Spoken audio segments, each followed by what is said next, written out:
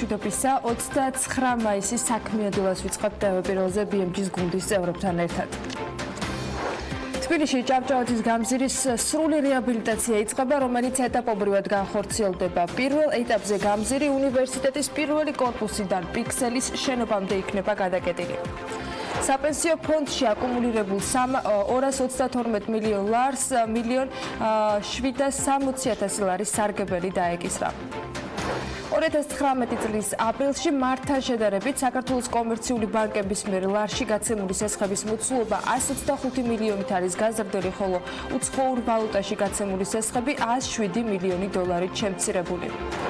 გზების დეპარტამენტის ინფორმაციით, ანაკლის ღრმაწყლოვან ნავსადგურთან მისასვლელი საავტომობილო გზის და რკინიგზის პროექტირება აქტიურად მიმდინარეობს.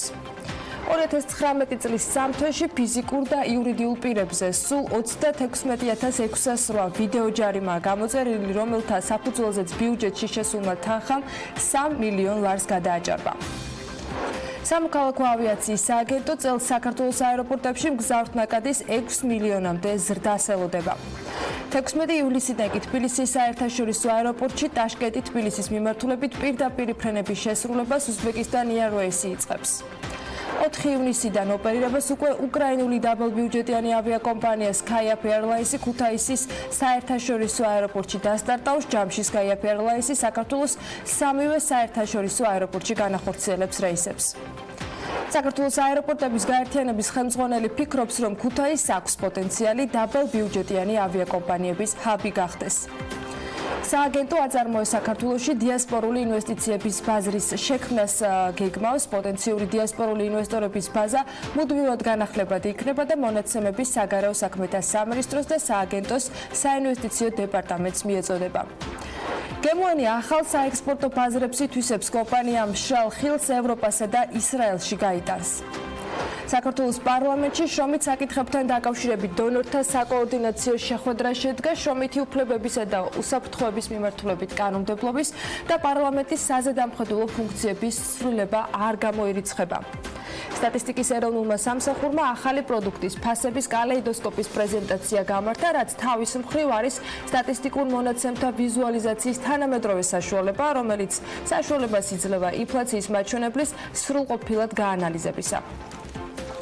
თბილისის მერია გაცნობთ, რომ ჭავჭავაძის გამზირზე დაგეგმილი მასშტაბური სარეაბილიტაციო სამუშაოების პირველ ეტაპზე 28 მაისიდან გადაიკეტება ჭავჭავაძის გამზირი ვარაზის ხევის ქუჩიდან ატენის ქუჩამდე მონაკვეთში და დროებით შეიცვლება საზოგადოებრივი ტრანსპორტის მარშრუტები. ავტობუსები ნომრით 9, 21, 51 და 88 გმირთა მოედნიდან ვარაზის ხევის ქუჩისა და ჭავჭავაძის გამზირის ნაცვლად მოძრაობას საბურთალოს მიმართულებით განაგრძობენ. დროებით შეიცვლება ნომრების 61, 140 და 87 მარშრუტები. ისინი ჭავჭავაძის გამზირზე ატენის ქუჩის კუთხემდე იმოძრავებენ. ნომერი 85 ნომერ 87-დან დუბლირების გამო დროებით შეწყვეტს ფუნქციონირებას.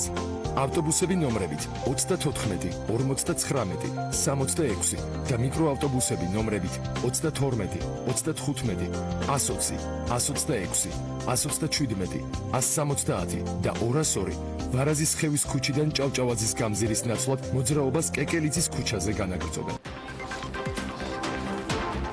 დილა მშვიდობისა, განსაკუთრებით მშვიდობიანი დილა მინდა უსურვო. სულ რამდენიმე წამის წინ წარმოდგენილი სატრანსპორტო სქემის უნებლიე მონაწილეებს და უბრალოდ უნდა გაგამხნევოთ. მოკლედ, მომდევნო 6 თვე ცოტა უნდა გავიჭიროთ. ცოტა არა, ძალიან პრინციპში, მაგრამ არც სხვა ვარიანტი გვაქვს, რამე ცენტრალურ გამზირს რეაბილიტაცია უკვე დიდი ხანია რაც სჭირდება. ერთადერთი შეღავათი რაც შეიძლება იყოს, ეს კარგად ინფორმირებულობაა, რომ მაქსიმალურად ცოტა დრო დავკარგოთ გზის გაკვლევაში და მოკლედ რჩება. ყველაზე სანდო მაინც ის იქნება, რომ თუ გადაუდებელი აუცილებლობა არ არის, ვაკის რაიონს მოვერიდოთ, იქ მომუშავეებმა ან მაცხოვრებლებმა კი უპირატესობა მაინც საზოგადოებრივ ტრანსპორტს მივანიჭოთ. დანარჩენში კიდევ დეტალურად მაინც გაგარკვევთ. მოკლედ, რაც შეეხება დიდი ტევადობის ავტობუსებს. თბილისის მერიის ინფორმაციით, ავტობუსები ნომერი 9, 21, 51 და 88 გმირთა მოედნიდან ვარაზის ხევის და ჭავჭავაძის გამზირის ნაცვლად მოძრაობას საბურთალოს მიმართულებით გააგრძელებენ და ისინი კოსტავას ქუჩიდან მიროტაძის ქუჩაზე შეუხოვენ. შემდეგ უკვე პეკინისა და ვაჟა-ფშაველას გამზირებს გაევლიან. გაევლიან. ვაჟა-ფშაველას გამზირიდან 21 ავტობუსი კი ანჯაფარიძის ქუჩას ყოფილ სანდროეულის ქუჩას გაივლის და მოძრაობას უნივერსიტეტის მაღლებ კორპუსთან დაასრულებს. კიდევ ერთი ავტობუსი 88 ნომერი უკვე დაუკავშირდება მარიჯანის ქუჩას და ის მოძრაობას დადგენილი სქემით გააგრძელებს. ამაში გულისხმობა ნუცუბიძის ქუჩა, ნუცუბიძის მეორე და მეოთხე მიკრორაიონები. მე-9 და 51 ნომერი ავტობუსები შეუხვევენ თამარაშვილის გამზირზე, საიდანაც წერეთლის ქუჩით ჭავჭავაძის გამზირს დაუკავშირდებიან და მოძრაობას ბაგების მიმართულებით განაგრძობენ.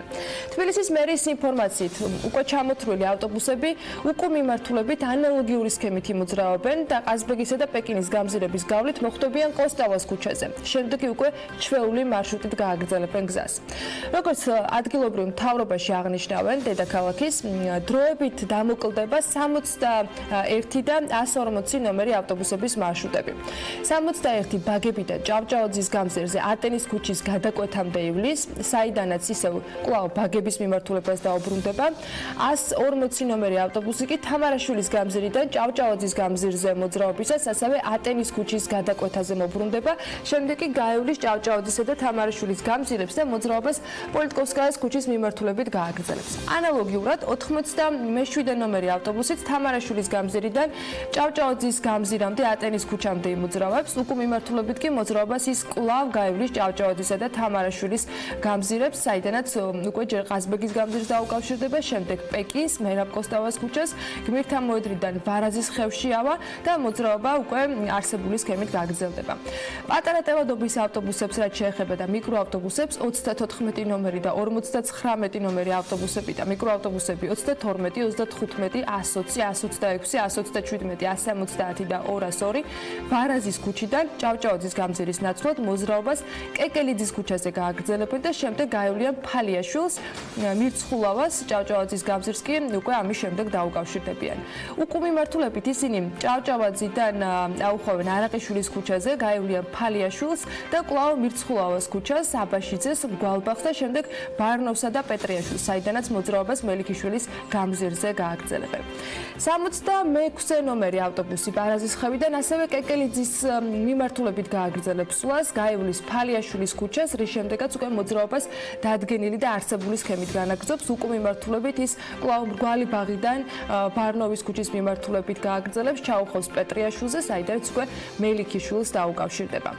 ნომერი 85 მარშრუტი 87-თან დუბლირების გამო დროებით საერთოდ შეწყვეტს ფუნქციონირებას. ეს რაც შეეხება საზოგადოებრივ ტრანსპორტს, ხოლო შესაბამისად შეგვიძლია გავითვალისწინოთ, რომ ჩვენი პირადი კუთვნილი ავტომობილებით გადაადგილება დაახლოებით ანალოგიური მიმართულებით მოხდება, ოღონდ როგორც გითხარით, თავარია მოვერიდოთ მაქსიმალურად გადაადგილებას ამ პერიმეტრზე და შესაბამისად ნაკლები საცობი და პრობლემა შეიქმნება.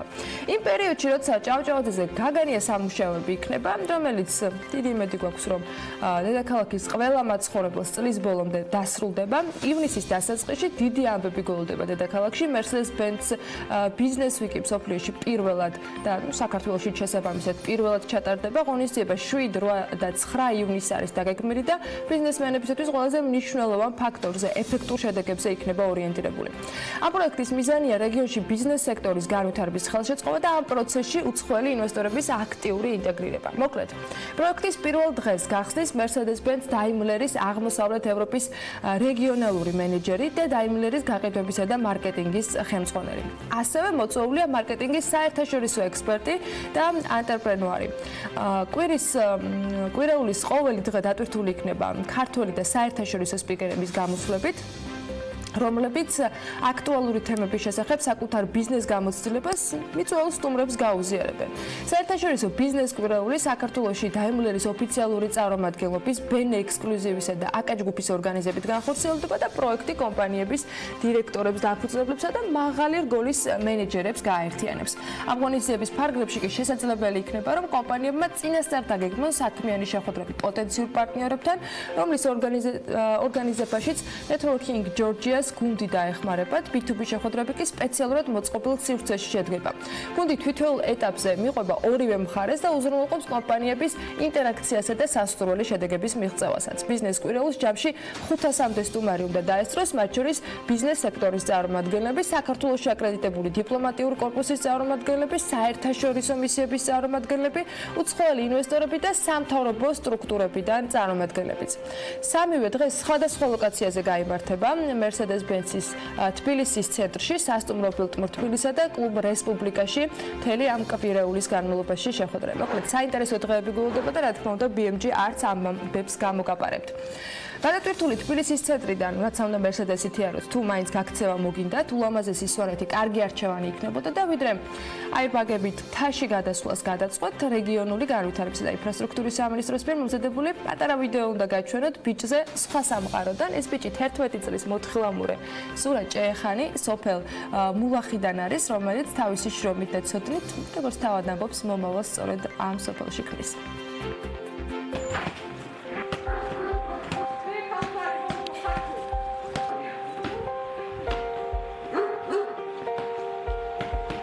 ეს არის ჩემი სახლი და მე დავდივარ სკოლაში. სკოლა არის მეორე სოფელში, ცალდაში და მე ვსწავლობ მეხუთე კლასში. მიყვარს ინგლისური, მათემატიკა და რუსული.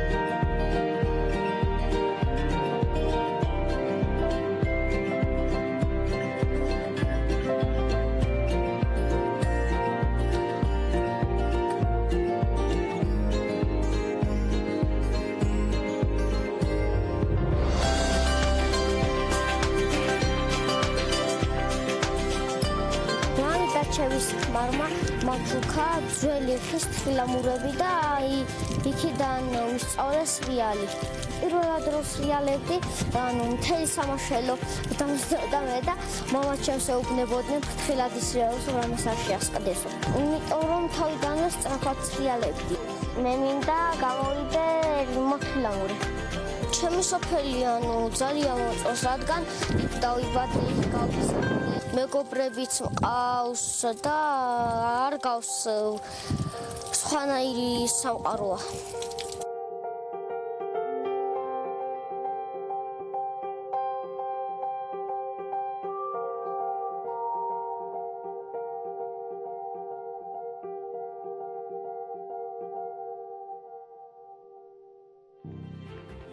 შევიდან ეკრანზე საყურებლადაც ულამაზესი სამყაროა მართლა, წარმატებების ზურას და ჩვენ ყველას რაც შეიძლება მეც სფეროში, რაც შეიძლება სწრაფად გადაუდებელი მიმართულებით და გადაუდებელი საჭიროებებისათვის. ასეთებს შორის კი ენერგეტიკული დამოუკიდებლობა უკვე სულ მალე მოთხოვნის დაკმაყოფილების რესურსიც გახდება. მსოფლიო ბანკის დირექტორთა საბჭომ საქართველოს ენერგეტიკული სექტორისათვის 62 მილიონი დოლარის სესხის გამოყოფაზე მიიღო გადაწყვეტილება. თანხა ელექტროენერგიის მიწოდების საიმედოობის და ფინანსური გაჯანსაღების პროექტის ფარგლებში გამოიყოფა და მას EBRD დააფინანსებს. EBRD მსოფლიო ბანკის ჯგუფში შემავალი რეკონსტრუქციისა და განვითარების საერთაშორისო ბანკია. იცით ალბათ, პროექტი კი თავის მხრივ მიზნად ისახავს დასავლეთ საქართველოში ელექტროენერგიის მიწოდების საიმედოობის გაზრდას, ასევე საქართველოს სახელმწიფო ელექტროსისტემის ფინანსურ გაჯანსაღებას და მოსამზადებელ სამუშაოებს კაპიტალის ბაზრებთან წვდომის უზრუნველსაყოფად. პროექტი თავის მხრივ ხელს შეუწყობს საქართველოს ელექტრომომარაგებას, ასევე შესაძლებლობას მისცემს სახელმწიფო ელექტროსისტემას მოიზიდოს გრძელვადიანი კომერციული დაფინანსება, როგორც ქვეყნის შიგნით, ასევე მის გარეთ, ამბობს მსოფლიო ბანკის რეგიონალური დირექტორი მერსი ტემბონი. მსოფლიო ბანკი კი აღნიშნავს თავის მხრივ, რომ ბოლო 20 წლის განმავლობაში საქართველოს ენერგობაზარმა პოზიტიური ცვლილებები განიცადა. რეფორმების შედეგად კი ქვეყნის ენერგოსექტორი, რომელიც ფინანსური კოლაფსის წინაშე იდგა, საიმედო და განვითარებად სექტორად იქცა. მიუხედავად ამისა, კვლავ რჩება გამოწვევები, დაფინანსება კი საქართველოს სწორედ ამ გამოწვევების დაძლევაში დაეხმარება განმარტავენ მსოფლიო ბანკში. სხვათა შორის, Forbes Georgia-ს მიერ გამოქვეყნებულ საქართველოს ყველაზე შემოსავლიანი 150 კომპანიიდან, რომელსაც სათავეში SOCAR Georgia პეტროლიუმი უდგას, ენერგეტიკისა და წყალმომარაგების სფეროს სულ 4 წარმომადგენელი ხვდება. აქამდე ბუნებრივი რესურსით სავსე ქვეყანაში 4-ც არ არის ისეთი, რომელიც როგორც ბიზნესი ცალსახად მომგებიანი იქნება, ან მაღალი მასშტაბის მოგებაზე გავა, როგორც რესურსი კი ცალსახად საჭირო არის ქვეყნისათვის. 18 მილიარდი ლარი, ეს არის ფინანსური სექტორის მიღმა საქართველოს 100 უმსხვილესი ბიზნესის მიერ 2017 წლის განმავლობაში მიღებული შემოსავლები, უმსხვილესი 150 კომპანიის შემოსავალმა კი 20 მილიარდ 400 მილიონი ლარი შეადგინა. ეს 2017 წლის მთლიანი შიდა პროდუქტის ღირებულების 54% იყო. ყველაზე მაღალი შემოსავლის მქონე კერძო კომპანიების რეიტინგი კომპანიების მიერ საჯაროდ გამოქვეყნებული ფინანსური ანგარიშგებების საფუძველზე შედგა და უმსხვილესი კომპანიების რეიტინგისგან განსხვავებით, რომელშიც კომპანიების აქტივების ღირებულების შემოსავლების და წმინდა მოგების საფუძველზე შემდგარი ინდექსის მიხედვით იყვნენ დაალაგებულები, ყველაზე შემოსავლიანი კომპანიების რეიტინგი მხოლოდ შემოსავლის მიხედვით არის შედგენილი. სიაში, როგორც გითხარით, 150 კომპანია. პირველი ათეული კი აი ასე გამოიყურება. SOCAR Energy Georgia შემთხვევაში შემოსავალი იყო 1.455 მილიონ 470.000 ლარის, აქციო საზოგადოება Energopro Georgia შემთხვევაში 680 მილიონ 311.000 ლარი, PSP Pharma ჯგუფი 47 მილიონ 726.500 ლარი, GPC 450 მილიონ 315.000, GPS Macticom 445 მილიონ 681.740 ლარი. Telasi 420 მილიონ 328, Visual Petroleum Georgia 414 მილიონ 482.000 ლარი, Toyota Caucasus ჯგუფი 387 მილიონზე მეტი, GDI 375 მილიონამდე და კაფური 370 მილიონ 375.000 ლარი. ხო, ეს მოგებები არ არის და ეს სასახად აღსანიშნავი, ეს არის მხოლოდ შემოსავლები და თუ 150 კომპანიასთან დაკავშირებით ინფორმაციის მიღება კიდევ უფრო დეტალურად გინდათ, მაშინ Forbes Georgia უნდა გადაშალოთ. მოგებებთან დაკავშირებით ნახავთ ამავე გამომცემლობის წინა ნომერში რეიტინგსაც და დარწმუნებული ვარ საინტერესო აღმოჩენებსაც გააკეთებთ. მართალია, სულ 150-ე რომ ჩაიკითხოთ რომელიმეს ადგილს ევროპულ უმსხვილეს კომპანიების ჩამონათვალში მაინც ვერ მოუძებნით, მაგრამ რატომაც არა, მომავალში ვინიცის ვიხილოთ კიდეც ისინი ამ ჩამონათვალში. Forbes Global 2000 კი Forbes-მა რამდენიმე დღეს წინ გამოაქვეყნა და სწორედ მის ევროპულ ნაწილს განვიხილავთ ახლა დილის ეთერში. ლევან თაღიაშვილი უნდა შემოგვიერთდეს ამაში გასარკვევად. დილა მშვიდობისა ლევან, როგორია ევროპული კომპანიების ღირებულება და შემოსავალი ყველაზე გავლენიანი ბიზნეს გამოცემის მიხედვით? Forbes Global 2000-ში ევროპული ყველაზე მსხვილი საჯარო კომპანიებიც მოხვდნენ. მათ შორის ყველაზე მეტი ადგილი ტოპ-10-ში ავტომწარმოებლებს და ნავთობისა და გაზის მწარმოებლებს ერგო წილად. პირველი ადგილი Royal Dutch Shell-მა მოიპოვა, რომელიც ჰოლანდიური კომპანია და ნავთობისა და გაზის ოპერაციებითაა დაკავებული. მისი ღირებულება საფონდო ბირჟაზე 229 მილიარდ დოლარადაა შეფასებული. მეორე ადგილზე მყოფი Volkswagen Group-ის აქციების ფასი გასულ წელს თითქმის მეხუთედით 16%-ით გაიზარდა და გლობალურ სიაში მისი ადგილი მე-16 პოზიციამდე ამაღლდა. Volkswagen-ის საბაზრო კაპიტალიზაცია ბოლო მონაცემებით 76 მილიარდი დოლარია. HSBC Holdings-ი ბრიტანული ბანკია, რომელიც ჯერ კიდევ მე-19 საუკუნეში დაფუძნდა და მყარი მესამე ადგილი უკავია ჩვენ სიაში. მისი შემოსავლები 2018 წლის ბოლოს 53 მილიარდ 800 მილიონი დოლარი იყო. აქ გეტყვით, რომ მას მსოფლიოს მასშტაბით 235,000 თანამშრომელი ჰყავს. შემდეგი გერმანული კომპანია ალიანსია, რომელიც რამდენიმე სექტორში ოპერირებს, მათ შორისაა დაზღვევა, საინვესტიციო თუ სხვა ფინანსური საქმიანობა. მისი შემოსავალი გასულ წელს 130 მილიარდ ევროზე მეტი იყო. მეხუთე ადგილზე ყველასათვის ცნობილი British Petroleum-ია, რომლის გაყიდვებიც გასულ წელს 20%-ით გაიზარდა. აღსანიშნავია, რომ BP ბაქო-თბილისის ჯეიჰანისა და ბაქო-თბილისი ერზრუმის ოპერატორი და მეწილია. მისი გაყიდვები 2018 წელს არც მეტი არც ნაკლები 303 მილიარდ დოლარზე მეტი იყო. მეექვსე ადგილი ფრანგულმა ნავთობ კომპანია Total-მა დაიკავა, სწორედ Total იყო ერთ-ერთი, რომელმაც ნოტრ-დამის აღსადგენად 100 მილიონი ევრო გამოყო, გახსოვთ ალბათ რამდენიმე თვის წინ. მეშვიდე და მერვე ადგილებს ფრანგული და ესპანური ბანკები, Santander და BNP Paribas ინაწილებენ. შესაბამისად, მათი შემოსავალი 2018 წელს 48 და 42 მილიარდი ევრო იყო. და ბოლოს ორი განსხვავებული, თუმცა ძალიან ცნობილი ბრენდით უნდა დავამთავროთ, ესაა Daimler და Nestle. Nestle მსოფლიოს საკვები პროდუქტები ჯერ კიდევ 1866 წლიდან ამარაგებს და ის ჩვენ სიაში ერთადერთი შვეიცარიული კომპანიაა. მისი შემოსავლები 2018 წელს 91 მილიარდი დოლარი იყო. Daimler კი საქართველოში ყველაზე პოპულარულ ავტომობილს Mercedes-Benz აწარმოებს 1926 წლიდან, თუმცა ის Daimler-ის ქოლგაში 1998 წელს გაერთიანდა. მისი საბაზრო კაპიტალიზაცია კი 51 მილიარდ დოლარზე მეტია. ევროპის მსხვილესი კომპანიების ათეულში მოხვედრილი Mercedes-ის მფლობელი კომპანია Daimler-ის შემწარმოებელი ლევან და საქართველოსაც აქტუალური იქნება და ეს განსაკუთრებით საგრძნობის სულ რაღაც კვირა ნახევარში უნდა იყოს. ამაზე უკვე ვისაუბრეთ და დანარჩენი ამბებისათვის BMG-ს უკვე შეგროვებულ სიახლეებს გადავხედოთ ბიზნეს სიახლეების სკოლაში. თბილისის მერია სამშენებლო კოდექსის ამოქმედების გადავადებას ითხოვს, სამეგრელოში კი 27,040 ღერი უაქციზო სიგარეტის შენახვა გადაზიდვის ფაქტებია გამოვლენილი. 2020 წლიდან ავტომობილებში კატალიზატორის ქონა სავალდებულო გახდება, ასევე ავტომობილების ტექნიკური ინსპექტირების თვის თავის არიდების სანქციების გამკაცრებაა დაგეგმილი.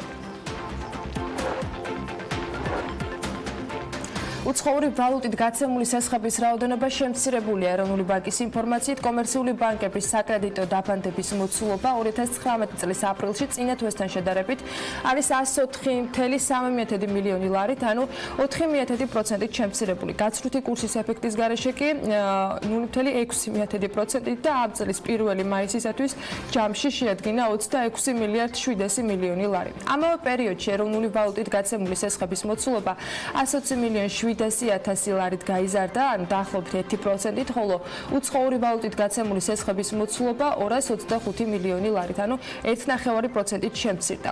გაცვლითი კურსის ეფექტის გარეშე კი 1,8%-ით არის კლება დაფიქსირებული. რეზიდენტი იურიდიული პირებისათვის 2019 წლის აპრილის ბოლოს კი კომერციულ ბანკებს ეროვნული ვალუტით გაცემული ჰქონდათ 3,9 მილიარდი ლარის, ხოლო უცხოური ვალუტით 8 მილიარდ 300 მილიონი ლარის მოცულობის სესხი, აქაც გაცვლითი ეფექტის გარეშე არის 1,9%-ით კლება. თბილისის მერია საქართველოს სივრცის დაგეგმარების არქიტექტურული და სამშენებლო საქმიანობის კოდექსის ამოქმედების გადავადებას ითხოვს. პარლამენტის მიერ უკვე დამტკიცებული კოდექსის ძირითადი მუხლები 2019 წლის 3 ივნისს უნდა ამოქმედეს, თუმცა მერიის წარმომადგენლები განმარტავენ, რომ დედაქალაქის მთავრობა თბილისის მიწათსარგებლობის გენერალური გეგმის სამშენებლო კოდექსთან შესაბამისობაში მოყვანას ვერ ასწრებს. მერია კოდექსის სხვადასხვა მუხლების ძალაში შესვლას 2020 წლის 1 სექტემბრიდან ითხოვს. ურბანულ და არქიტექტურულ სამსახურებს ჩვენ გვაქვს ელექტრონული დოკუმენტბრუნვის სისტემა და სერვისებს მოქალაქეებს ვაწვდით ელექტრონული სისტემის მეშვეობით. შესაბამისად, როდესაც ეხლა გახდა ცნობილი თუ რა სახის იქნებოდა მშენებლობის ნებართვის გაცემის ადმინისტრაციული წარმოება, ან თუნდაც განაშენების რეგულირების გეგმის დამტკიცება და ასე შემდეგ, ეს არის ასასახი ჩვენს ელექტრონულ სისტემებში. რაც შეეხება დეპუტატების შენიშვნებს, დავით ჭიჭინაძე მაგალითად ამბობს, რომ მერიას თადარიგი უფრო ადრე უნდა დაეჭირა და დღეს ისინი უბრალოდ სამშენებლო კოდექსის ამოქმედებას უშლიან ხელს. სამშენებლო ნებართვებს კი ისედაც დროულად ვერ გასცემენ. კომიტეტის თავმჯდომარე რომან კაკულია ამბობს, რომ მერიის არგუმენტებს იზიარებს, თუმცა უფრო დაჩქარებულ რეჟიმში მოითხოვა მან ადგილობრივი მთავრობისაგან მუშაობა და სწორედ მისი ინიციატივით თბილისის მთავრობამ ყველა ქალაქმშენებლობითი დოკუმენტის სამშენებლო კოდექს 6 თვეში უნდა მოარგოს. ეს მერიაში ყველანაირი სერვისი შეფერხებულია, ნაცნობობის გარდა არანაირი სერვისი არ იძლევია. თუ არ აყავთ მე მოსახლეობა მოდის მაჟორიტარულად და პასუხებს ვერ ღებულობენ მერიიდან. ელემენტარულ პასუხებს, იმაზე არ არის ლაპარაკი, დადებითი თუ უარყოფითი. არანაირი ეს რა სერვისების არ გაცემა არ არის. რა მნიშვნელობა პირიქით მათ უნდათ ეს კანონი ავალდებულებს მათ სწრაფად, იმიტომ რომ თუ ვერ გაცემენ ისინი კანონის წინაშე იქნებიან პასუხისმგებლები, მათ ამ გადაწყვეტილებით უნდათ რომ კანონს აარიდონ თავი. საქართველოს მთავრობამ შეპესა ორბი ჯგუფი ბახმაროს ყუროდ ბახმაროში სახელმწიფო საკუთრებაში არსებული 43,269 კვადრატული მეტრი არასასოფლო სამეურნეო დანიშნულების მიწის ნაკვეთი და მასზე განთავსებული შენობა ნაგებობების სიმბოლურ ფასადა ერთლარად მიჰყიდა. საპრივატიზებო პირობების მიხედვით ინვესტორმა 5 წლის ვადაში პირადად ან მესამე პირის მეშვეობით ამ უძრავ ქონებაზე ან მის ნაწილზე მრავალფუნქციური კომპლექსი უნდა ააშენოს, რომელიც მოიცავს სასტუმროს ან სასტუმროებს არანაკლებ 120 ნომრით, ასევე კომერციული დანიშნულების ფართებს, კვების ობიექტებს, სპორტულ მოედნებს და ასე შემდეგ. განკარგულებაში, რომელსაც ხელს პრემიერ-მინისტრი აწერს, ასევე აღნიშნულია, რომ ორბი ჯგუფმა პირადად ან მესამე პირის მეშვეობით 5 წლის ვადაში 50 მილიონი ლარის ინვესტირება უნდა განახორციელოს. შეერთებული შტატების სოფლის მეურნეობის სამინისტრო საქართველოს ფერმერთა ასოციაციასთან, Land O'Lakes International Development-თან და მიჩიგანის სახელმწიფო უნივერსიტეტთან პარტნიორობით ახალ პროექტს იწყებს, რომელიც ხელს შეუწყობს ფერმერებს გააუმჯობესონ სურსათის უნებლობის სტანდარტები და ხარისხი. პროექტის ინვესტირება უნებელ და ხარისხიან მესაქონლეობაში მიზანი თავისუფლად სოფლის მეურნეობის პროდუქტებისა და ვაჭრობის პოტენციალის გაზრდა. პროგრამაში ჩართული 54,000-ზე მეტი ბენეფიციარისათვის კი მთელი ქვეყნის მასშტაბით იქნება ეს ხელმისაწვდომი. პროექტი ითვალისწინებს Land O'Lakes International Development-ის ტექნიკურ დახმარებას, ორგანიზაციის ინოვაციური და ბაზრის მოთხოვნის შესაბამისი მიდგომების გამოყენებასა და დანერგვას. იმისთვის, რომ სურსათის უნებლობის და ხარისხის სტანდარტები მსხვილფეხა პირუტყვის, რძის და ხორცის ღირებულებათა ჯაჭვებში ფერმიდან სუფრამდე პრინციპით გაუმჯობესდეს. ეს პროექტი ფინანსდება ამერიკის სოფლის მეურნეობის სამინისტროს მიერ, გახლავთ 14.5 მილიონიანი ამერიკული დოლარის პროექტი, რომელიც მიზნად ისახავს და ხელს უწყობს საქართველოში მეცხოველეობის განვითარებას, მათ შორის მებრძოლ მეხორცული მიმართულებით და სწორედ ხელს შეუწყობს მცირე და საშუალო ბიზნესის განვითარებას. ეს პროგრამა ხელს შეუწყობს სოფლის მეურნეობის განვითარებას და ცდილს შეიტანს მოქალაქეთა კეთილდღეობაში, განსაკუთრებით საქართველოს რეგიონებში. საპენსიო სააგენტოს ხელმძღვანელის ინფორმაციით ამ დროისათვის სისტემაში 51,870 კერძო კომპანია და ყველა სახელმწიფო სტრუქტურაა გაწევრიანებული. ლევან სურგულაძე ამბობს, რომ სისტემაში ასევე 793,200 ინდივიდუალური მონაწილეა დარეგისტრირებული. 3 იანვრიდან დღემდე სისტემაში გაწევრიანდა დაახლოებით 51,870 კერძო კომპანია და სახელმწიფო ორგანიზაციების სრულად 793,200 ინდივიდუალური მონაწილე ყავს და ეს პრაქტიკულად 100%-იანი გაწევრიანება, აღნიშნავს სურგულაძე და ამბობს, რომ სტატისტიკის ეროვნული ბიუროს თანახმად ქვეყანაში ჯამში 800,000 დასაქმებულია. უკვე ვუახლოვდებით 100%-ს, ამბობს საპენსიო სააგენტოს თავმჯდომარე. 31 მაისს ბათუმში დასაქმების ფორუმია დაგეგმილი. ფორუმის მიზანი კი შრომის ბაზარზე მოთხოვნა მიწოდება შორის დისბალანსის აღმოფხვრა და ქვეყანაში უმუშევრობის დონის შემცირება. დასაქმების ფორუმის მონაწილეებს 50-მდე კომპანია 2,000-ზე მეტ ვაკანსიას შესთავაზებს. სამუშაო ადგილები კი სამომხმარებლო, სამშენებლო, საბანკო, საფინანსო, ტურიზმის წარმოების, დისტრიბუციის და ენერგეტიკის სფეროდან იქნება. WorkNet.go.ზე რეგისტრირებულ სამუშაოს მაძიებლებს ამ ფორუმის შესახებ ინფორმაცია წინასწარ გაეგზავნებათ მოკლე ტექსტური შეტყობინების სახით. სააგენტო აწარმოებს საქართველოში დიასპორული ინვესტორების ბაზის შექმნას გეგმავს. სააგენტოს ხელმძღვანელის მიხეილ ხიდურელის განმარტებით, პოტენციური დიასპორული ინვესტორების ბაზა მუდმივად იქნება განახლებადი და მონაცემები მიეწოდება საგარეო საქმეთა სამინისტროს და სააგენტოს საინვესტიციო დეპარტამენტს. მისივე თქმით, სააგენტო ბიზნესის ხელშეწყობის, ექსპორტის მხარდაჭერის და უცხოური ინვესტიციების მოზიდვის მიმართულებით საქმიანობას ახორციელებს და განმარტავს ხიდურელი, რომ ქართული დიასპორის როლი დიდია და იგეგმება მათთვის საინტერესო პროექტების შეთავაზება. საქართველოს სტატისტიკის ეროვნულმა სამსახურმა ახალი პროდუქტი ფასების კალეიდოსკოპის პრეზენტაცია გუშინ გამართა. BMG-ს საქსტატში უთხრეს, რომ ეს იქნება სტატისტიკურ მონაცემთა ვიზუალიზაციის თანამედროვე მეთოდი, რომელიც ინფლაციის მაჩვენებლის სრულყოფილი გაანალიზების საშუალებას მისცემს დაინტერესებულ ადამიანს. ამასთან გოგიტა თოდრაძე ამბობს, რომ ფასების კალეიდოსკოპის დახმარებით შესაძლებელია საქონლის და მომსახურების სხვადასხვა ქვეჯგუფზე ფასების ცვლილების მაჩვენებლის შედარება. ასევე ინფლაციის მაჩვენებლის ფორმირებაში მონაწილე საქონლის და მომსახურების წონების განსაზღვრა სამომხმარებლო კალათაში.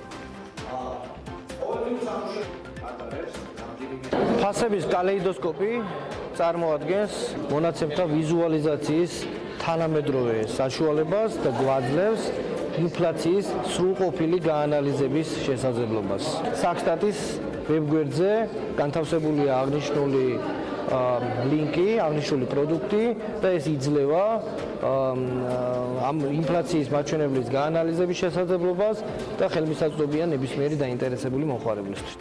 დეპუტატი თამარ გოგოლაძე ახალციხის მერიაში აუდიტის შესვლას ითხოვს. მან საკითხი საკრებულოს ხდომაზე დააყენა, თუმცა საკრებულო მისი მოთხოვნა არ გაითვალისწინა. მერის რომელ სამსახურში ითხოვს დეპუტატი აუდიტის შესვლას და რას გულისხმობს, რამდენიმე მიმართულებაში თამარ გოგოლაძე მედიასთან ამას არ აკონკრეტებს. დღის წესრიგში არსებულ საკითხებზე ითხოვს აუდიტს და საერთოდ ყველა მიმართულებით, ყველა საკითხი, რომელიც არის მერიდან შემოტანილი, საჭიროებს აუდიტს აღნიშნავს ის, თუმცა ერთ-ერთ საკითხად სასპორტო სკოლის მშენებლობისათვის ტერიტორიაზე არსებული საქვაბის შენობის დემონტაჟს ასახელებს. გოგოლაძის მიერ აუდიტის მოწვევის მოთხოვნას პირად ინტერესს უკავშირებს საკრებულოს თავმჯდომარე გელანოზაძე. ახაშენში ფაფრის მინდვრებზე კომპანია ემკვდრადი ტურისტულ კომპლექსს ააშენებს, რომელიც 14 ჰექტარ ფართობზე განთავსდება. განაშენიანების გეგმა კი საკრებულოს მხრიდან უკვე დამტკიცებულია. ტერიტორიაზე აშენდება კოტეჯები და სასტუმრო. ეს ადგილი ძირითადად ვენახით გამწვანდება, რაც ხელს შეუწყობს ღვინის ტურიზმის განვითარებას. დავით აბრამიძის თქმით, ტერიტორიაზე შენარჩუნებული იქნება მწვანე საფარი და მშენებლობა გარემოზე მავნე ზემოქმედებას არ მოახდენს. ახლა უნდა მოგიყვეთ ქვეყანაზე, სადაც მოსახლეობის მესამედი მილიონერია, სადაც სიღარიბის მაჩვენებელი ნულს უტოლდება და სადაც ცხოვრების დონე ყველაზე მაღალია. ეს არის ქვეყანა, რომლის ეკონომიკაც მხოლოდ ტურიზმის სექტორზე დგას და სადაც არანაირი ბუნებრივი რესურსი არ მოიპოვება. რა განაპირობებს სიმდიდრეს და რომელ ქვეყანაზეა საუბარი, ამას მარიამ ადამიანის სიუჟეტში ვნახავთ. მოსახლეობა 387,300, მილიონერთა რაოდენობა 12,261. ის იმას ნიშნავს, რომ ქვეყანაში მთლიანი მოსახლეობის 3,2% მილიონერია. თუ კი ვერც სიმდიდრის მაჩვენებლით, ვერც ძვირადღირებული იახტებით და ვერც კაზინოებით ვერ ამოიცანით, თუ რომელ ქვეყანაზეა საუბარი, გეტყვით, რომ ეს მონაკოა. საფრანგეთის მოსაზღვრე ჯუჯა სახელმწიფო, რომელიც ყველაზე პატარა, თუმცა მჭიდროდ დასახლებული ქვეყანაა. როგორც ჩანს, მდიდრებს მეგაპოლისები არ იზიდავთ, რადგან საცხოვრებლად კვადრატულ მეტრ ფართობზე ნაკლებ ტერიტორიაზე გაშენებულ მონაკოს ირჩევენ, სადაც სიღარიბის მაჩვენებელი ნულია, გადასახადების თვალსაზრისით კი ქვეყანა კი არა, ნამდვილი სამოთხეა. ჯუჯა სახელმწიფოს ბიუჯეტის ერთ-ერთ მთავარ წყაროდ ტურისტული სექტორი მიიჩნევა. ძირითადად ტურისტული ატრაქცია სათამაშო ბიზნესია. მონტე-კარლოს სამორინეები არა მარტო მონაკოში, არამედ მთელს მსოფლიოშია ცნობილი და მათ მოსანახულებლად უამრავი აზარტული თუ უბრალოდ დათვალიერების მსურველი ვიზიტორი ჩამოდის. მათი უმეტესობა მე-20 საუკუნის დასაწყისიდან ფუნქციონირებს, თუმცა აზარტულ თამაშებში მონაწილეობა მონაკოს მოსახლეობას კატეგორიულად ეკრძალებათ. განსხვავებით ტურისტებისგან, რადგან მათთვის ყველა კარი ღიაა, მთავარია ფული გქონდეთ ჯიბეში, აზარტს კი რომც არ გქონდეთ გაგიჩენენ. ამიტომაც მონაკოს წელიწადში 7 მილიონი ისეთი ტურისტი სტუმრობს, რომელიც სამეფოში მხოლოდ ერთი დღე ჩერდება, თუმცა მონაკოსთვის გასამდიდრებლად ერთი დღეც საკმარისია, რადგან ამ ერთი დღის განმავლობაში ისინი ძალიან დიდი რაოდენობით ფულს ხარჯავენ. თუმცა იმ ადამიანებმა, რომლებმაც მონაკოს გაგონებაზე მხოლოდ ლამაზი მდიდრული ვილები და სხვა სტერეოტიპები ახსენდებათ, არ იციან, რომ ქვეყანა მსოფლიოში ცნობილი ფორმულა 1-ის რბოლების მასპინძელიცაა. 1929 წლიდან იმართება მონაკოში რალი სახელწოდებით მონაკო გრანდ პრიქსი. ასევე 1911 წლიდან იმართება მონტე-კარლოს რალი, რომლის დროსაც მთელი ქვეყნის გზები იკეტება და ტრასის მაგივრობას უწევენ მრბოლელებს. ტურისტულ სანახაობებს შორის ასევე ლიდერობს სამეფო სასახლე, აკვარიუმი და საკათედრო ტაძარი. ყველაზე ოპტიმალურ დროდ ერთდღიანი მოგზაურობისთვის კი მაისი-ოქტომბრის პერიოდია მიჩნეული. ასეთია მდიდრების ქვეყანა, რომელსაც არ აქვს არანაირი ბუნებრივი რესურსი, თუმცა ეს არ უშლის ხელს იყოს ერთ-ერთი უმდიდრესი ქვეყანა ევროპაში, სადაც მთლიანი შიდა პროდუქტი ერთ სულ მოსახლეზე $78,700 უტოლდება. მანქანების გამოფენა არც მონაკოს აკლია ხოლმე და შესაბამისად დათვალიერება უახლესი მოდელების უბრალოდ ქუჩაში გავლის შემდეგაც შეიძლება, თუმცა რამდენიმე დღის წინ იტალიაში კომოსტვის მიმდებარე ტერიტორიაზე არსებულ ერთ-ერთ ულამაზეს ვილაში ყველაზე ძვირადღირებული და მასშტაბური გამოფენა შედგა. საგამოფენო ექსპონატები კი არა ხელოვნების ნიმუშები და ცნობილი მხატვრების სტილები, არამედ ისტორიაში ყველაზე იშვიათი, განსაკუთრებული და გამორჩეული ავტომობილები იყო. ღონისძიება 3 დღე გრძელდებოდა და დამსწრე აუდიტორიის რაოდენობამ კი მიუხედავად ბილეთის სიძვირისა ბოლო დის გადააჭერბა. Როგორც ჩაიარა საავტომობილო გამოფენამ, რატომ შეერჩა კონკრეტულად კომოს ტბაზე არსებული ვილა და როგორ აფასებს ამ გამოფენილ სიმდიდრეს ბლუმბერგი, სწორედ მის ინფორმაციაზე დაყრდნობით მომზადებულ მასალას გაგვესწრებენ ახლა მარიამ ადამია და ლევან თაღიაშვილი. მოგესალმებით კიდევ ერთხელ. დილამშვიდობის ანა. რამდენიმე დღის წინ იტალიაში კომოს ტბაზე ნამდვილად საოცნებო გამოფენა გაიმართა, სადაც ანტიკვარული ავტომობილების მოყვარულებმა მოიყარეს თავი. ღონისძიება, რომელიც BMW გრუპისა და Legend Sony-ის მიერ იყო ორგანიზებული, 50 ყველაზე ძვირადღირებული და ლამაზი საკოლექციო ავტომობილის გამოფენას ისახავდა მიზნად. აქ შეხვდებოდით მანქანებს, რომლებიც 1925 წლიდან გამოდის და მიუხედავად თითქმის ერთი საუკუნის ასაკისა, მათი მიმზიდველობა არათუ იკლებს, მატულობს კიდეც. წარმოდგენილი იყო ისეთი ბრენდები, როგორიცაა Lamborghini, Ferrari, BMW და ასე შემდეგ, რომლებიც ისეთ ცნობილ ადამიანებს ეკუთვნოდათ, როგორიცაა Elvis Presley, პრინცესა Grace Kelly და ასე შემდეგ. კონკრეტულად ადგილზე ვსვლად უკვე მარიამ ადამია გააგრძელებს საუბარს. ლევან, ვიდრე უშუალოდ საგამოფენო ტერიტორიას შევხვებით, მანამდე გეტყვით, რომ გარდა ძველი და იშვიათი მოდელების გამოფენას სახელწოდებით დელეგანზა 2019 კარგი საშუალებაა ავტომწარმოებლებისთვის, რომ პოტენციურ მყიდველებს წარუდგინონ და გააცნონ ახალი მოდელები. ეს ყველაზე მასშტაბური, ძვირადღირებული და სანახაობრივი ღონისძიებაა მსოფლიოში, სადაც გამოფენილი მანქანების ღირებულება $1,000,000-დან იწყება და აჭარბებს კიდეც. მათ შორისაა მაგალითად $12.5 მილიონ შეფასებული Bugatti და BMW, რომელიც ჯერ შეფასებულიც კი არ არის. ამ სიმდიდრეების დასათვალიერებლად სამდღიანი გამოფენის ბილეთი ერთი ადამიანისთვის €490 ღირდა, თუმცა მაღალი ღირებულების მიუხედავად სტუმრების რაოდენობამ მოლოდინსაც და გათვალისწინებულ რაოდენობასაც გადააჭარბა.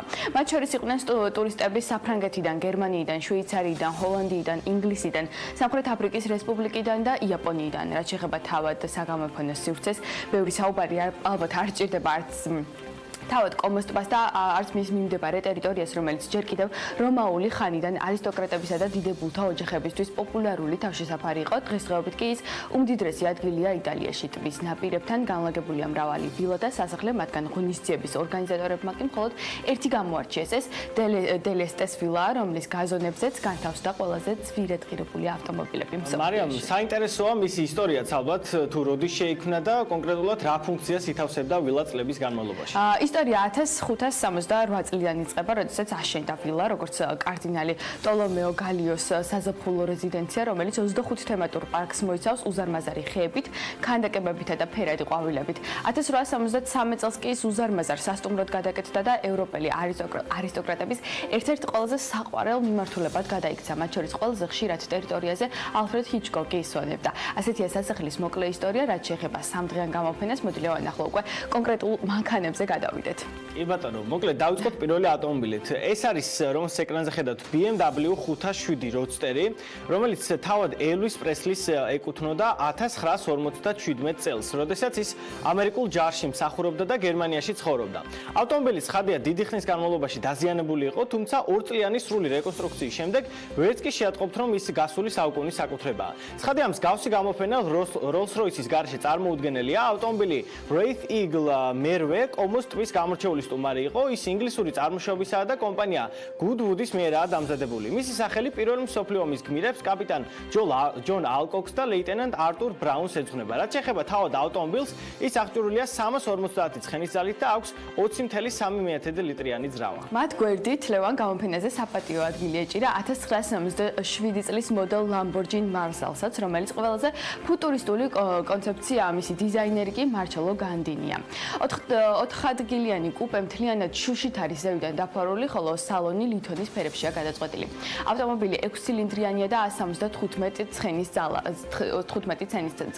აქვს, თუმცა ეს არ არის მისი მთავარი უპირატესობა, რადგან განსაკუთრებულს ხდის ის, რომ 1967 წელს მონაკოს გრან-პრიზე მონაწილეობდა. საჭესთან კი პრინცი რანიე და პრინცესა გრეის კელი ისხდნენ, ხოლო თავად მანქანა შვეიცარიელ ალბერტ შპაისს ეკუთვნის. მის გვერდს კი ლევან დამეთანხმები ალბათ, რომ ალფა რომეო ამშვენებდა. ნამდვილად ასეა. შემდეგი კლასიკური ალფა რომეო 1750 გრან სპორტია, რომელმაც ისტორიის განმავლობაში უამრავ რბოლაში მიიღო მონაწილეობა. მათ შორის 1000 მილის მანძილის მილე მიგლიას დაპირისპირებაში, სადაც მისი საშუალო სიჩქარე 100 კმ/სთ იყო, რაც იმ დროისთვის ხადია რეკორდი გახლდათ. ალფა რომეო მდიდრული ინტერიერით და კომპანია ზაგატოს ნამუშევრით გამოირჩევა. რაც შეეხება მის ღირებულებას, გასულ წელს ის სოტბის აუქციონზე $2,400,000 გაიყიდა. თქვენ ახლა კადრებში სწორედ იმ ავტომობილებს ხედავთ, რომლებიც 3 დღის განმავლობაში კომოსტვის მიმდებარე ტერიტორიაზე დამთვალიერებლების თვალწინ იწოდებდნენ თავს. მათ შორის ერთ-ერთი ყველაზე იშვიათი და გამორჩეული მოდელი 1976 წლის პანჰარდია. ეს ყველა დროის აეროდინამიკური ეფექტის მქონე სპორტული ავტომობილია. 2 ცილინდრიანი ძრავითა და 78 ცხენის ძალით. რაც შეეხება მაქსიმალურ სიჩქარეს, ის 225 კმ/სთ. მისი მფლობელი კი ფრანგი ფრედერიკ ლერუა. ერთ-ერთი ავტომობილი, რომელსაც ახლა დაინახავთ ეკრანზე, არის სით ნარდი 750 GT. წითელი ავტომობილი 1967 წლის Gyro X-ი მსგავსი კონცეპტი პირველი იყო, რაც მიზნად კაბრიოლეტის აეროდინამიკის გაუმჯობესებას ისახავდა მიზნად. ავტომობილს 75 ცხენის ძალა აქვს და ლეინ მოტორ მუზეუმის საკუთრებაა, რომელიც ამერიკის შეერთებულ შტატებში მდებარეობს. ფოტოზე მარჯვნივ მდებარე Ferrari 1970 წლის გამოშვებაა, რომელიც პაოლო მარტინმა შექმნა. მისი V12 ძრავი ჯამში 550 ცხენის ძალას გვაძლევს. მისი მფლობელი ცნობილი Ferrari-ის გულშემატკივარი ჯეიმს გლიკენჰაუსია. გამოფენაზე მხოლოდ ავტომობილები არ ყოფილა წარმოდგენილი, 2 კატერი, რომელსაც ახლა ეკრანზე დაინახავთ, ხის სპეციალური ჯიშისგანაა დამზადებული. სწორედ ასეთი იახტა ჰყავს ცნობილ მსახიობს ჯორჯ კლუნს, რომლის ქონებაც სულ რაღაც 9 მილიარდი დოლარია. ასეთი იყო გამოფენა, რომელიც მოეწყო იტალიაში. ფაქტობრივად სრულად ავითვისეთ ინფორმაცია კომოსტვის მიმდებარე ტერიტორიიდან. ამ ავტომობილის მფლობელებს აშკარად განსაკუთრებული დამოკიდებულება აქვთ ძველი და ძვირადღირებული მანქანებისადმი, თუმცა ფაქტია, რომ ეს არის რესურსი, რომელსაც ისინი გარკვეულწილად აბანდებენ სწორედ ამ ნაწილში. მადლობა მარიამს და ლევანს საინტერესო მიმოხილვისათვის. ახლა ჩვენ დრო არის, რომ ამიდის პროგნოზს გადავხედოთ. გარემოს ეროვნული სააგენტოს ინფორმაციით კი ამიდი საქართველოში განპირობებული იქნება ამიერკავკასიის ჩრდილო-აღმოსავლეთიდან მოქმედი გრილი და სამხრეთიდან გავრცელებული თბილი ჰაერის მასების ურთიერთქმედებით. მოსალოდნელია დრო გამოშვებით ღრუბლიანობის მომატება, დასავლეთ საქართველოს უმეტესად უნალექო დღეელოდება, აღმოსავლეთში კი ზოგან იქნება ხანმოკლე წვიმა და ელჭექი და შესაძლოა იყოს ცეკვაც. ზოგან იქროლებს აღმოსავლეთის მიმართულების ქარი. სოხუმში 28 გრადუსი დაფიქსირდება, ბათუმში 29, ქობულეთში 28, ქუთაისში 33, ზუგდიდში 31 და ანაკლიაში 30 გრადუსია მოსალოდნელი. ოზურგეთში 32 გრადუსი იქნება, ონში 26, გორში 27, ცხინვალში 26, მარნეულში 31 და რუსთავში 29 გრადუსი. ახალციხეში 25 გრადუსს მიაღწევს ტემპერატურა, ისევ როგორც ბორჯომში, ბაკურიანში 20 გრადუსი იქნება, ახალქალაქში 19, სტეფანწმინდაში 16 და თელავში 28 გრადუსია ნავარაუდები. რაც შეეხება დედაქალაქს, დღის განმავლობაში თბილისში ღრუბლიანობა მოიმატებს. დილის საათებში ხანმოკლე წვიმას ველოდებით ელჭიქით, იქროლებს სამხრეთ-აღმოსავლეთის მიმართულების ქარი და ჰაერის მაქსიმალური ტემპერატურა თბილისში დღეს 29 მაის 28 გრადუსი იქნება.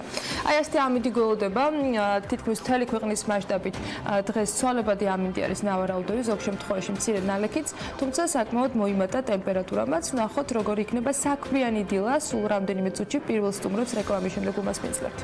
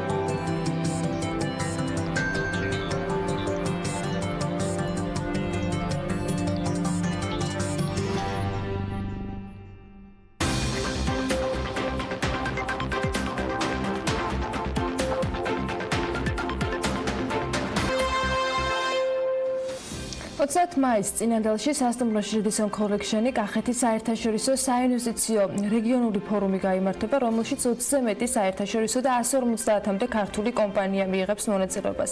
ამ ფორუმის მიზანია პოტენციური ინვესტორებისათვის კახეთის რეგიონში არსებული საინვესტიციო შესაძლებლობების გაცნობა.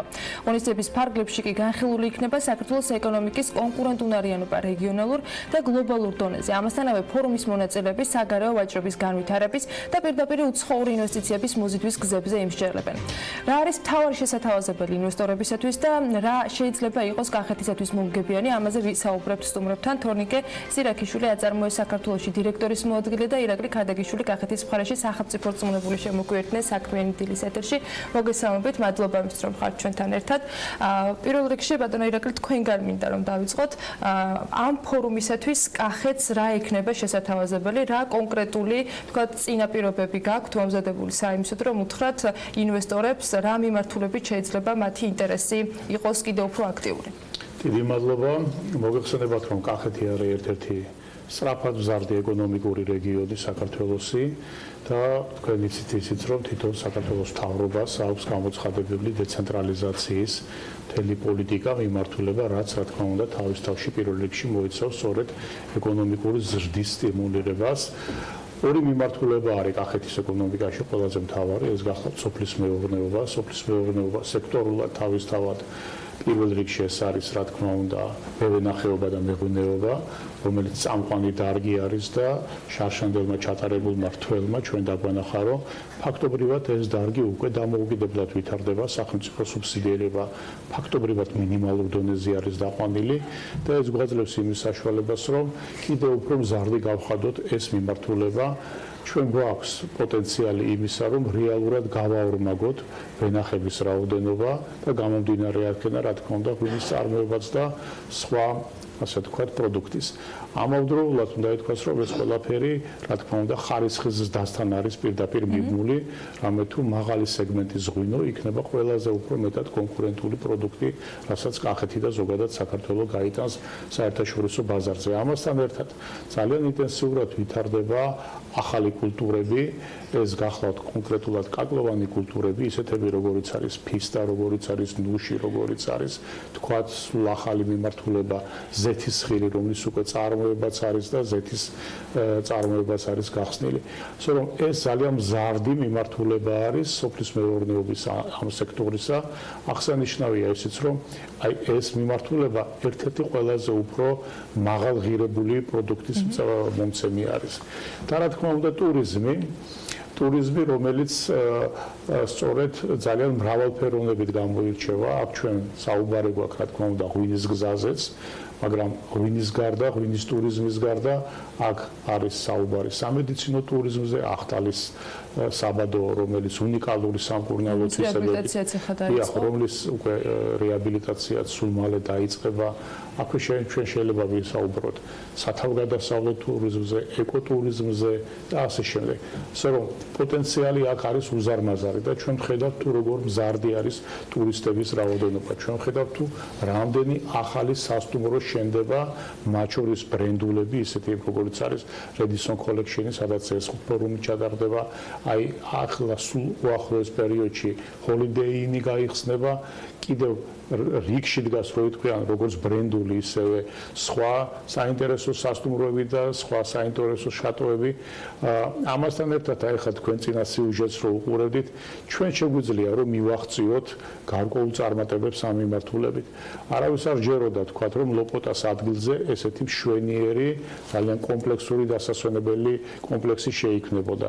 დღეს მინდა გითხრათ, რომ ძალიან დიდი ინტერესი არის, კონკრეტული ინტერესი არის ინვესტორების მხრიდან, რომ კახეთი საკმაოდ დიდი არის. თქვენ მაინც ტრადიციულ მიმართულებებზე საუბრობთ. ხა ღვინო გასაგები არის კახეთისათვის ერთ-ერთი ყველაზე მნიშვნელოვანი და დამახასიათებელია ვენახის კულტურა, ნუ ბევრ ათასწლეულ წითვლის და მეორე ტურიზმი, რომელიც ცხადი არის, რომ ამ წლების განმავლობაში აჩვენებს, რომ ბევრი მიმართულებით განვითარდა. უშუალოდ თუ გაქვთ მაგალითად მომზადებული ისეთი გეგმა, რომელიც იგივე სოფლების, რაიონების მიხედვით შესთავაზებს ინვესტორს, რომ აი ამ ადგილას, აი ამ გარემოებების გამო შესაძლებელი არის დამატებითი კომპლექსის გაკეთება. აქ არსებობს პოტენციალი. აი რა ვთქვათ, რუქა გაქვთ საიმისოდ, რომ ინვესტორებს უშუალოდ ვთქვათ აჩვენოთ პოტენციურად მომგებიანი ვთქვათ ბიზნესების ადგილები.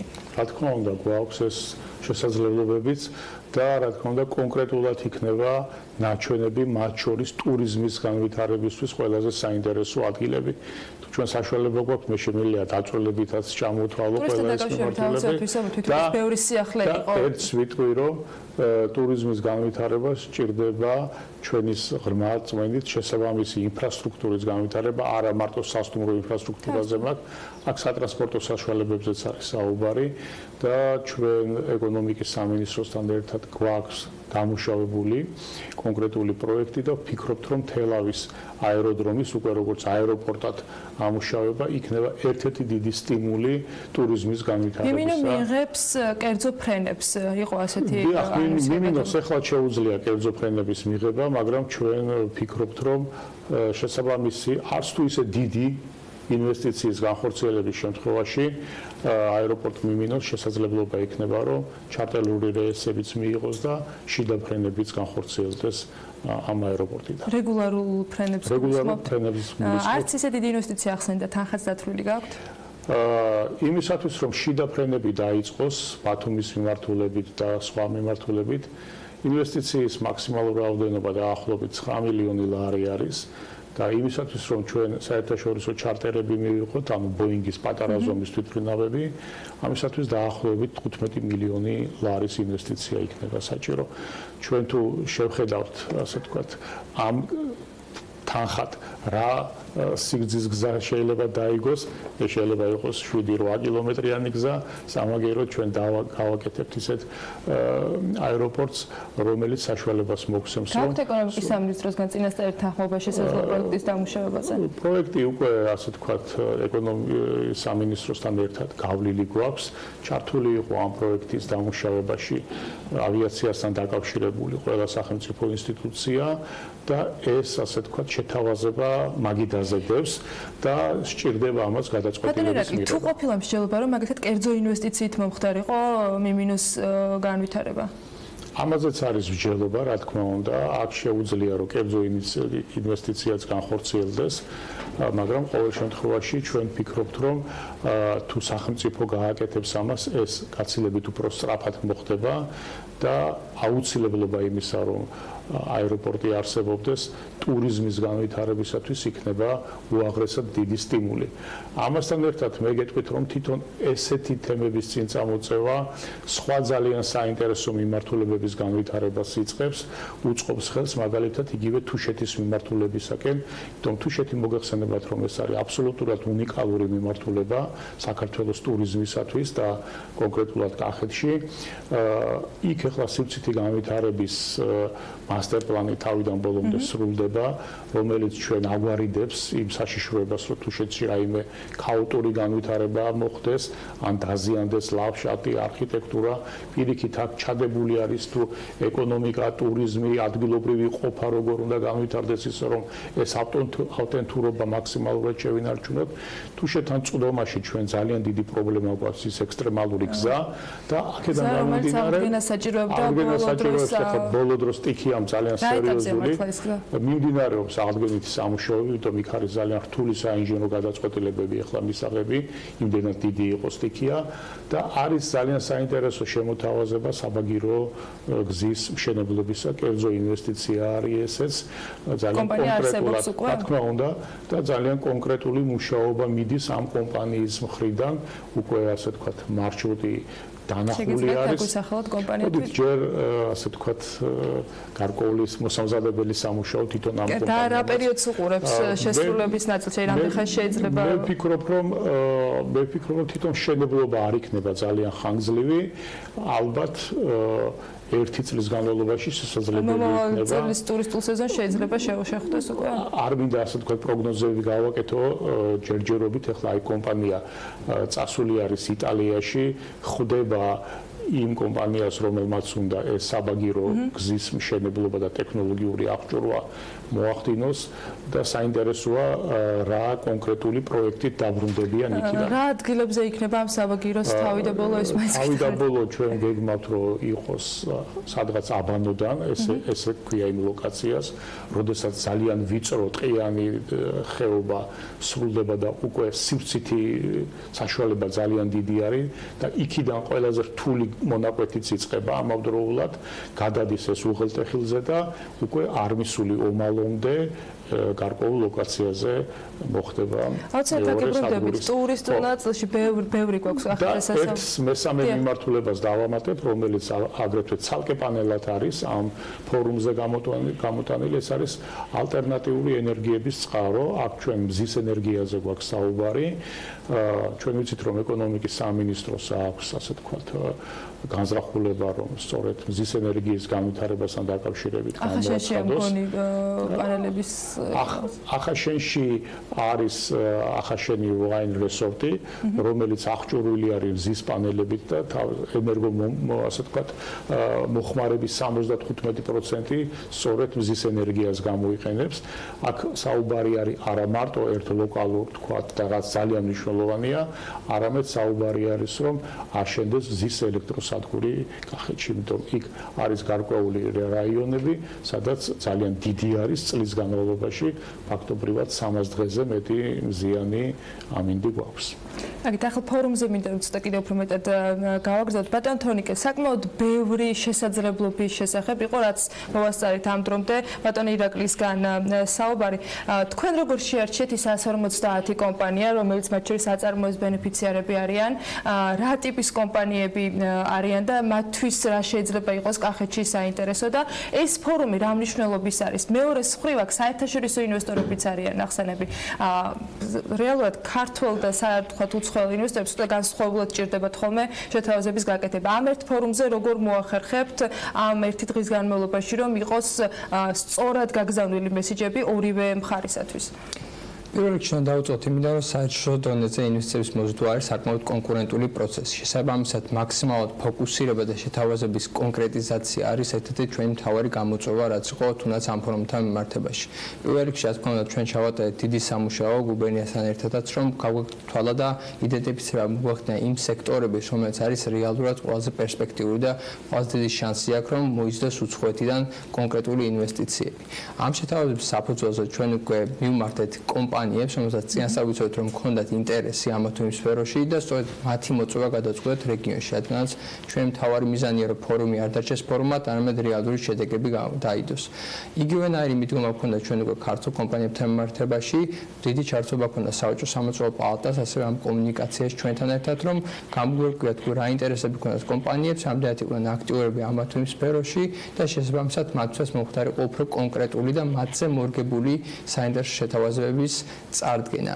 იგივე რომ დაუბრუნდეთ ტურიზმის სექტორს, ამ შემთხვევაში ჩვენ შევეცადეთ, რომ მოგვეხდინა ქართული კომპანიების ინტეგრირება ფორუმის პანელების ფარგლებში, რომელსაც აქვთ კონკრეტული შეთავაზებები და პროექტები უკვე, რომელიც შევა რომ ინვესტორმა, როგორც უცხოელმა, ასევე ქართულმა ხელი მოკიდოს და თუნდაც ხვალივე დღიდან დაიწყოს მასში ინვესტიცია და გარკვეული მოგების. აი მოკლევის დროს რაც თქვენ ახსენეთ, რომელი ქვეყნის ინვესტორებზე გაქვთ გათვლა გაკეთებული, ვინ იყო დაინტერესებული და ეს ეხება იგივე სოფლის მეურნეობას და ტურიზმს ორივე შემთხვევაში თუ არის თქვათ რაღაცა განსხვავებული მიმართულებები, რომელთან დაკავშირებითაც უცხოელი ინვესტორები, ჯერ ამ თემაზე მინდა რომ ვისაუბროთ, უცხოელი ინვესტორები კონკრეტულად კახეთის რეგიონში ინტერესდებიან. ალბათ არასწორი იქნება, რომ ქვეყანაზე დავუყანოთ თვითონ ინვესტიციის მოზიდვა, რადგანაც კომპანიის ინტერესი შეიძლება ზოგ შემთხვევაში არის გლობალური კომპანია და თქვათ მისი თავარი ოფისი სადაც არის, ვერ დავარქმევთ, რომ იმ ქვეყნიდან მოდის, თუმცა ჩვენთვის თავარი პრიორიტეტი იყო, რომ არის თუ არა კომპანია დაინტერესებული გაფართოვდეს და დაიწყოს ახალი პროექტები და ახალი მიმართულებები. შესაბამისად, მთლიანად ჩვენ ინვესტიციების მოზიდვის გუნდი სწორედ ამ მეთოდზე გადავიდა.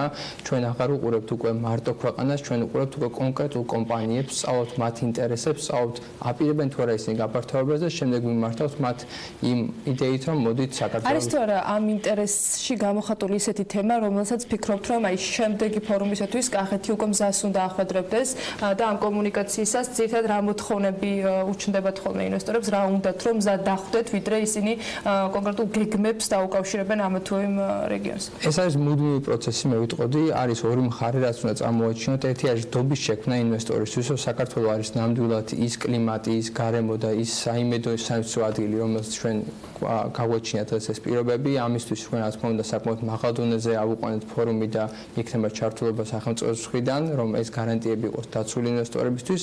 მეორე მხრიდან, როგორც ვისაუბრეთ, კონკრეტული პროდუქტები და კონკრეტული შეთავაზებები არის ძალიან მნიშვნელოვანი ინვესტორისთვის.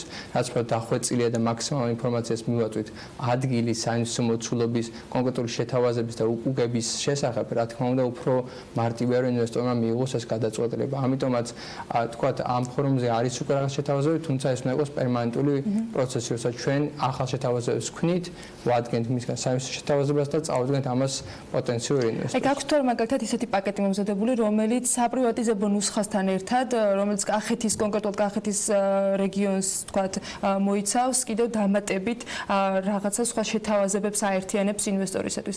არის ესეთი თქვათ სია ან კონკრეტული პაკეტები ინვესტორებისათვის, რომლებიც საშუალო ან უფრო მსხვილი ინვესტიციის შემთხვევაში მათთვის იქნება ასარჩევი, რომ აი რომელი მიმართულებით შეიძლება რომ ისინი საკუთარ ბიზნესს აფართოებდნენ კონკრეტულად საქართველოში და კახეთში.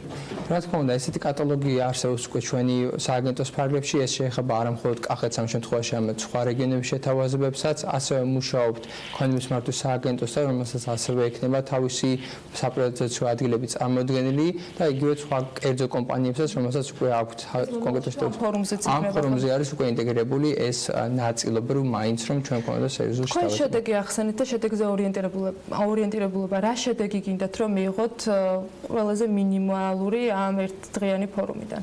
სიმართლეს გეტყვით, რადგანაც ფორუმმა შეძლო ის, რომ დაახლოებით 30 საერთაშორისო მონაწილე უკვე მოვიზიდეთ, ჩვენი იმედია, რომ უნდა ვიყოთ რეალისტურები, არის ძალიან კონკურენტული გარემო და ვფიქრობ, რომ რამოდენიმე პროექტის დაწყებაც უკვე აქნება საკმაოდ კარგი შედეგი ამ პროექტის ფარგლებში. ამის მიღმა ჩვენ ყავს მოწვეული ახალი სახის კომპანიები, რომელიც არის აუთსორსინგის საკონსულტაციო კომპანიები. რადგანაც მსოფლიოში არის ტრენდი, რომ კომპანიებს გააქვთ ეგრეთ წოდებული ადგილის შერჩევის პროცესი ცალკე კომპანიებზე, საკონსულტაციო კომპანიებზე და საკონსულტაციო კომპანია ახერხებს მისი მერე წარდგენას უკვე კლიენტისათვის ჩავთვალეთ, რომ ესეც ძალიან საინტერესო სეგმენტი იყო, რომ ჩვენ მოურგებოდით ამ ტენდენციას. ამიტომაც მოვუწევთ რამოდენიმე საკონსულტაციო კომპანია, რომელმაც ვიცით, რომ აქვთ მათ ცალკეული კავშირების შემდეგ კლიენტებთან, რომელსაც შეიძლება მათი გადაწყვეტილების ქვეშ უკვე ინვესტიცია განახორციელონ.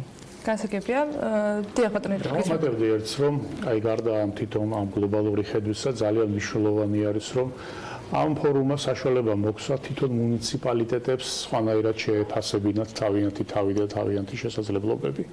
მუნიციპალიტეტი ძირითადად რა თქმა უნდა თავის მოსახლეებზე სერვისის მიწოდებით არის დაკავებული, ადგილობრივი ინფრასტრუქტურის მოწესრიგებით, მაგრამ ძალიან მნიშვნელოვანი იყო სწორედ რომ ამ პროცესში მათმა ჩართულობამ დაანახა მათ ის პოტენციალი, რაც თითოეულ მათგანში ამ 8 მუნიციპალიტეტში არსებობს. ამიტომ ჩვენთვის ესეც ძალიან მნიშვნელოვანი არის მუნიციპალიტეტის ესე თქვა თვითშეფასების ზრდა, მათი ხედვების და მათი არეალის გაფართოება თუ რა შეიძლება კიდე გაკეთდეს მათ მუნიციპალიტეტში მათვე მიერვე დანახული და შეთავაზებული ეკონომიკის ზრდის. რამდენად აქვს ადგილობრივ მთავრობას თქვენ დეცენტრალიზაციაც ახსენეთ და კონკრეტული პაკეტები, რომელსაც ეკონომიკის სამსახური ცენტრალური მთავრობა ადგენს მაინც, მაგრამ რამდენად აქვს ადგილობრივ მთავრობას მზა შეთავაზება, აი ნებისმიერ თქვა რაიონში ჩასვლის შემთხვევაში დაინტერესებული ინვესტორისა, რომ უთხრას, რომ აი ეს გვაქვს საპრივატიზაციო ნუსხაში, ეს შეიძლება გაკეთდეს, ამის საჭიროება დგას, ეს პოტენციალი არსებობს. რამდენად არის რეგიონში სწორედ ადგილობრივი მთავრობები მომზადებული იმისათვის, რომ ინვესტორებთან კონდეთ უშუალოდ კონკრეტული წინადადებები გამზადებული შესათავაზებლად. მოგახსენებთ იმას, რომ სწორედ ამაშია საქმე, რომ ჩვენთან ქონების დიდ ნაწილს ფლობს სწორედ სახელმწიფო არის მისი გამკარდავი, მაგრამ ადამიანები მოდიან სწორედ ადგილებზე და ადგილზე ნახულობენ, ადგილზე ეძებენ მათთვის საინტერესო ინვესტიციის განსახორციელებელ ტერიტორია იქნება თუ სხვა შესაძლებლობას. ამიტომ თვითონ აი ამ კავშირის და ხედვის და აი ამ პროცესის ჩამოყალიბება იქნება ამ ფორუმის ერთ-ერთი სწორედ ძალიან მნიშვნელოვანი ნაწილი, რომ უფრო კონკრეტულად და უფრო მეტად იქნას ადგილებიდან წამოსული ინიციატივა გათვალისწინებული სახელმწიფოს მიერ და ინვესტიციის მოზიდვის პროცესში, საინვესტიციო წინადადების ჩამოყალიბების პროცესში ძალიან აქტუალური იყო სწორედ ადგილობრივი ხელისუფლების, მათ შორის რეგიონალური წარმომადგენლობის ჩართულობა. აი ამ ფორუმმა უნდა განაპირობოს ეს, იმიტომ რომ პრაქტიკა გვიჩვენებს, რომ დიდი ინვესტორი იწყებს რა თქმა უნდა ცენტრალური ხელისუფლებიდან, მაგრამ ძალიან ბევრი არის საშუალო ზომის ინვესტორი, რომელიც ადგილიდან იწყებს ძიებას თუ სად რა შესაძლებლობები არის და ჩვენ თითქმის შეიძლება ითქვას, რომ ყოველკვირეული გვაქვს შეხვედრები ინვესტორებთან, რომელსაც სხვადასხვა ესეთი პროექტების განხორციელება უნდა. როცა ვლაპარაკობდი თქვათ იგივე შესაძლო აი ამ ვარიანტზე საბაგირო მიმოსვლისა, ეს ადგილზე დაიბადა ეს იდეა, ადგილზე იქნა ასე ვთქვათ, პირველი ნაბიჯები გადადგმული და რა თქმა უნდა მე ხელისუფლებასთან ერთად მოხდება ამ პროექტის რეალიზაცია. მე ვიმეორებ, რომ პოტენციალი არის უზარმაზარი. თვითონ ქართველი ინვესტორები, ქართველი ბიზნესმენები არიან ერთ-ერთი ყველაზე მთავარი კონტრიბუტორები აი ამ საინვესტიციო ფონდზე, რომელიც დღეს არის შექმნილი კახეთში. და ეს ფორუმი რომელსაც თვითონ პრემიერ-მინისტრი გახსნის და პრემიერ-მინისტრი იქნება ასე ვთქვათ და სხვა მთავრობის წევრები, არ არის მხოლოდ კახეთის ფორუმი, იმიტომ რომ ამ ფორუმს ჰქვია მეტი ინვესტიცია საქართველოს რეგიონებს. ეს უნდა გადავიდეს საქართველოს სხვა რეგიონებში, იმიტომ რომ ყველა რეგიონს თავისი უნიკალური საინვესტიციო პოტენციალი აქვს. მე წარმატებას გისურვებ და იმ მიზნების მიღწევას, მათ შორის ამ ფორუმის დახმარებით, რომელიც აქ იყო დასახელებული. ძალიან დიდი მადლობა იმისთვის, რომ იყავით ჩვენთან ერთად.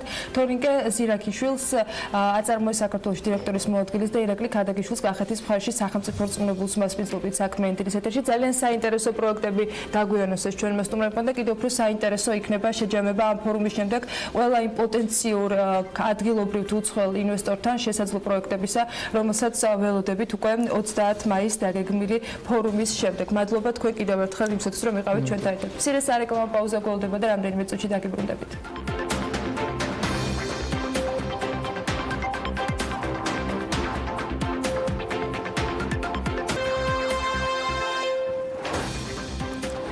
ანაკლის სპორტთან მისასვლელი საავტომობილო გზის და რკინიგზის პროექტირება მუნიციპალური კომპანია SMEC-ის მიერ იქნება შესრულებული. შეერთებული შტატების მთავრობა კი საქართველოში მეცხოველეობის განვითარებაში $10 მილიონ მეტი ოდენობის ინვესტიციას გეგმავს. ეროვნული ვალუტა გაუფასურებას განაგრძობს. გუშინდელი ბანკთაშორისი ვაჭრობის შედეგად ლარმა გაუფასურების ისტორიული მაქსიმუმი დააფიქსირა. მხოლოდ მიმდინარე თვეში ვალუტა უკვე 8 თეთრით არის გაუფასურებული და დღეს $1 ფასი ოფიციალური კურსის მიხედვით 2 ლარი და 79 თეთრია. ანაკლის ღრმაწყლოვან ნავსადგურთან მისასვლელი საავტომობილო გზის და რკინიგზის პროექტირება აქტიურად მიმდინარეობს. ინფორმაციას გზების დეპარტამენტი ავრცელებს. საპროექტო ორგანიზაციამ საავტომობილო გზების დეპარტამენტს ანაკლის ღრმაწყლოვან ნავსადგურთან მისასვლელი საავტომობილო გზის და რკინიგზის მიმართულების 4 ვარიანტი წარუდგინა. ამ 4 ვარიანტიდან კი საავტომობილო გზების დეპარტამენტის ტექნიკურმა საბჭომ პირველ ვარიანტს მიანიჭა უპირატესობა. საპროექტო ორგანიზაცია შერჩეულ საუკეთესო მიმართულებაზე გააგრძელებს დამატებით კვლევაძიების სამუშაოებს დეტალურ პროექტის წარმოსადგენად. ავტომობილები, რომლებიც ტექნიკურ ინსპექტირებას ვერ გაივლიან, თუმცა გზებზე მაინც გადაადგილდებიან, თვეში ერთხელ დაჯარიმების ნაცვლად შესაძლოა 3 დღეში ერთხელ დაჯარიმდნენ. ამასთან დაკავშირებით შინაგან საქმეთა სამინისტროს კვლევის და რეფორმების სამმართველოს ხელმძღვანელმა ბექა ლილუაშვილმა ისაუბრა. ის ამბობს, რომ სამინისტრო აპირებს პარლამენტს შესაბამისი ინიციატივითაც მიმართოს.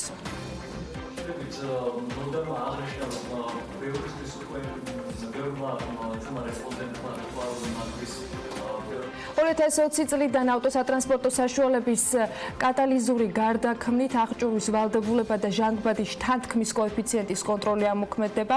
ამასთან დაკავშირებითაც ორგანიზაცია საქართველოს ალიანსი უსაფრთხო გზებისთვის მიერ ჩატარებულ პერიოდული ტექნიკური ინსპექტირების რეფორმის მონიტორინგის შედეგებში აღნიშნული. ანგარიშის თანახმად ინსპექტირების რეფორმის ფარგლებში მნიშვნელოვან გამოწვევად რჩება გამონაბოლქვის შემცველობის კონტროლი. ამასთან პრობლემაა ის, რომ 2020 წლიდან ავტომობილში კატალიზატორის ქონა სავალდებულო იქნება, თუმცა ადგილობრივ ბაზარზე მაღალი ხარისხის კატალიზატორი ფაქტობრივად არ იშოვება.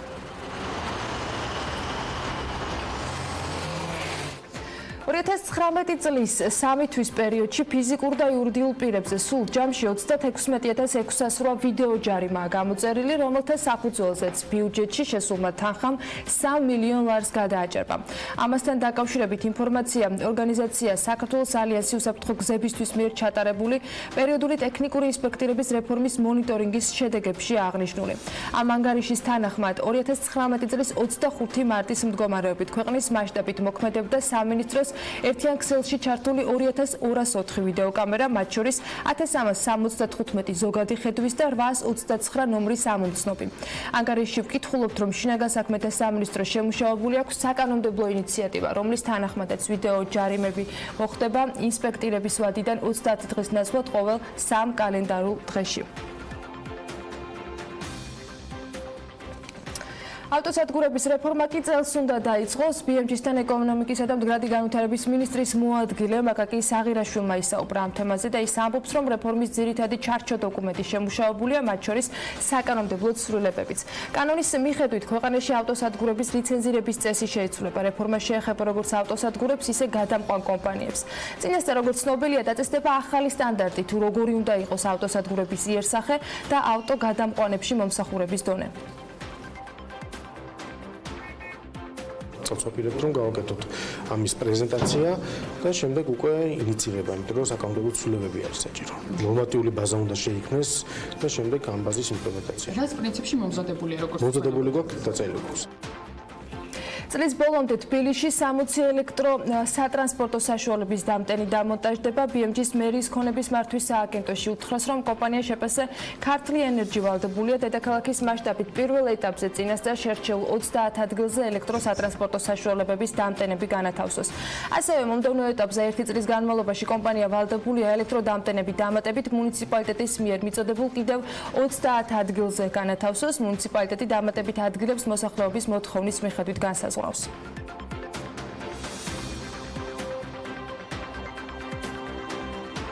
საერთაშორისო გამჭვირვალობა საქართველოს აჭარაში 5 მსხვილ გაჭიანურებულ ინფრასტრუქტურულ პროექტს ასახელებს. BMG-სთან არამსამთავრობო ორგანიზაციაში ამბობენ, რომ ღია წყაროებსა და საჯარო ინფორმაციაზე დაყრდნობით მათ გადაამოწმეს თუ როგორ ხორციელდება ხელისუფლების წარმომადგენლების მიერ სხვადასხვა დროს დაანონსებული ინფრასტრუქტურული პროექტები აჭარის რეგიონში. 5 შესწავლილი ობიექტიდან 2-ის მშენებლობა ჯერ კიდევ 2012-2013 წლებში დაიწყო, თუმცა დაპირებების მიუხედავად არც ერთი მათგანის ექსპლუატაციაში მიღება ამ დროისათვის არ არის დასრულებული. რაც შეეხება პროექტების ჩამონათვალს, ის ასე გამოიყურება: ბათუმის რესპუბლიკური საავადმყოფო საფეხბურთო სტადიონი ბათუმში, ქობულეთის სასპორტო კომპლექსი, საზაფხულო თეატრი მახუნცეთში და ქობულეთის ფიტოპათოლოგიისა და ბიომრავალფეროვნების კვლევითი ინსტიტუტის ახალი შენობა. ისევ აჭარაში ვრჩებით, ბათუმში EBRD-ის მხარდაჭერით ახალი საწარმო გაიხსნა. ახალი საწარმოს მფლობელი კი საქმიანი საზოგადოებისთვის კარგად ნაცნობი კომპანია ნოვა. კომპანია, რომელიც ნაბიჯ გაიზარდა და დამატებით 10 საწარმო ხაზის ასამოქმედებლად EBRD-სა და TBC-ის მხარდაჭერით კიდევ უფრო გაფართოვდა. ახალი საწარმო ამოქმედებულია და არც ამაზე გაჩერებაა დაგეგმილი. ვიდრე შემდეგი ლენტი გაიჭრება, სალომე ჭიპაშვილი და ირაკლი ხიზანიშვილი ახალ საწარმოს დაგვათვალიერებინებენ.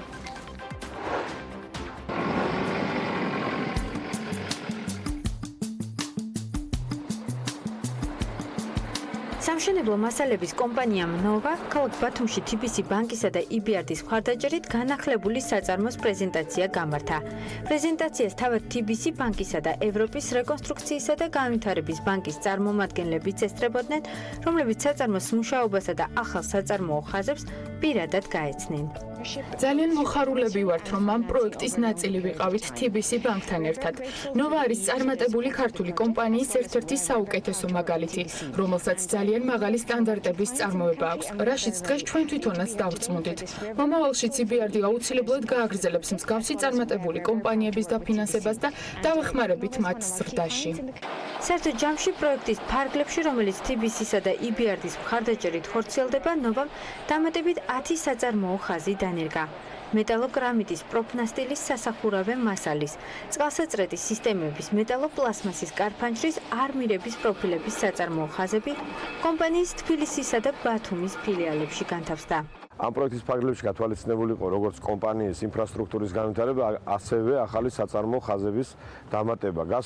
გასული წლის ბოლოს უკვე თბილისში დავამთავრეთ 25,000 კვადრატულ ფარცე განვათავსეთ ახალი საწარმო და საწყობე მეურნეობებით 15,000 კვადრატული მეტრი. პლუს დაემატა 2 ახალი საწარმო ხაზი თბილისის საწარმოს, ხოლო რაც შეეხება ბათუმს, ადლიაში გაშენდა 15,000 კვადრატული მეტრი ფართის სასაწყობე მეურნეობა და ასევე აწარმოების ფარგლებში დაფინანსებულ საწარმო ფარჩი განთავსდა წყალდამწყვეტი სისტემების 9 საწარმო ხაზი და ასევე ახალი პოლიეთილენის აუზების ხაზი. 2018 წლის დასაწყისში TBC ბანკმა და EBRD-მა ამ პროექტის განხორციელებისთვის ნოვა 3 მილიონი ევროს სესხი მისცეს. პროექტის დასრულებისთანავე აღნიშნული სესხიდან კომპანია 15%-ს უკან კეშბექის სახით დაიბრუნებს. TBC აქტიურად დაფინანსებს ქართულ წარმოებას და ჩვენთვის ძალიან მნიშვნელოვანი არის ხელი შეუწყოთ ქვეყნის ეკონომიკის განვითარებას. ჩვენთვის ნოვა სტრატეგიულ კლიენტს წარმოადგენს. ჩვენ EBRD-სთან ერთად დავაფინანსეთ რამოდენიმე პროექტი და ფაქტიურად ამ პროექტის ფარგლებში 10 საწარმოო ხაზი არის დანერგილი. ჩვენ ვამაყობთ, რომ ესეთი ძლიერი პარტნიორი ყავს ნოვას სახით. ნოვამ TBC ბანკისგან კიდევ ერთი დაფინანსებაც მიიღო, რომელიც თბილისსა და ბათუმში საცოლო გაკიდვების მიმართულების გაფართოებას უზრუნველყოფს. ნოვამ წარმოების განვითარება 2011 წლიდან დაიწყო. კომპანიაში 350-ზე მეტი სამუშაო ადგილია.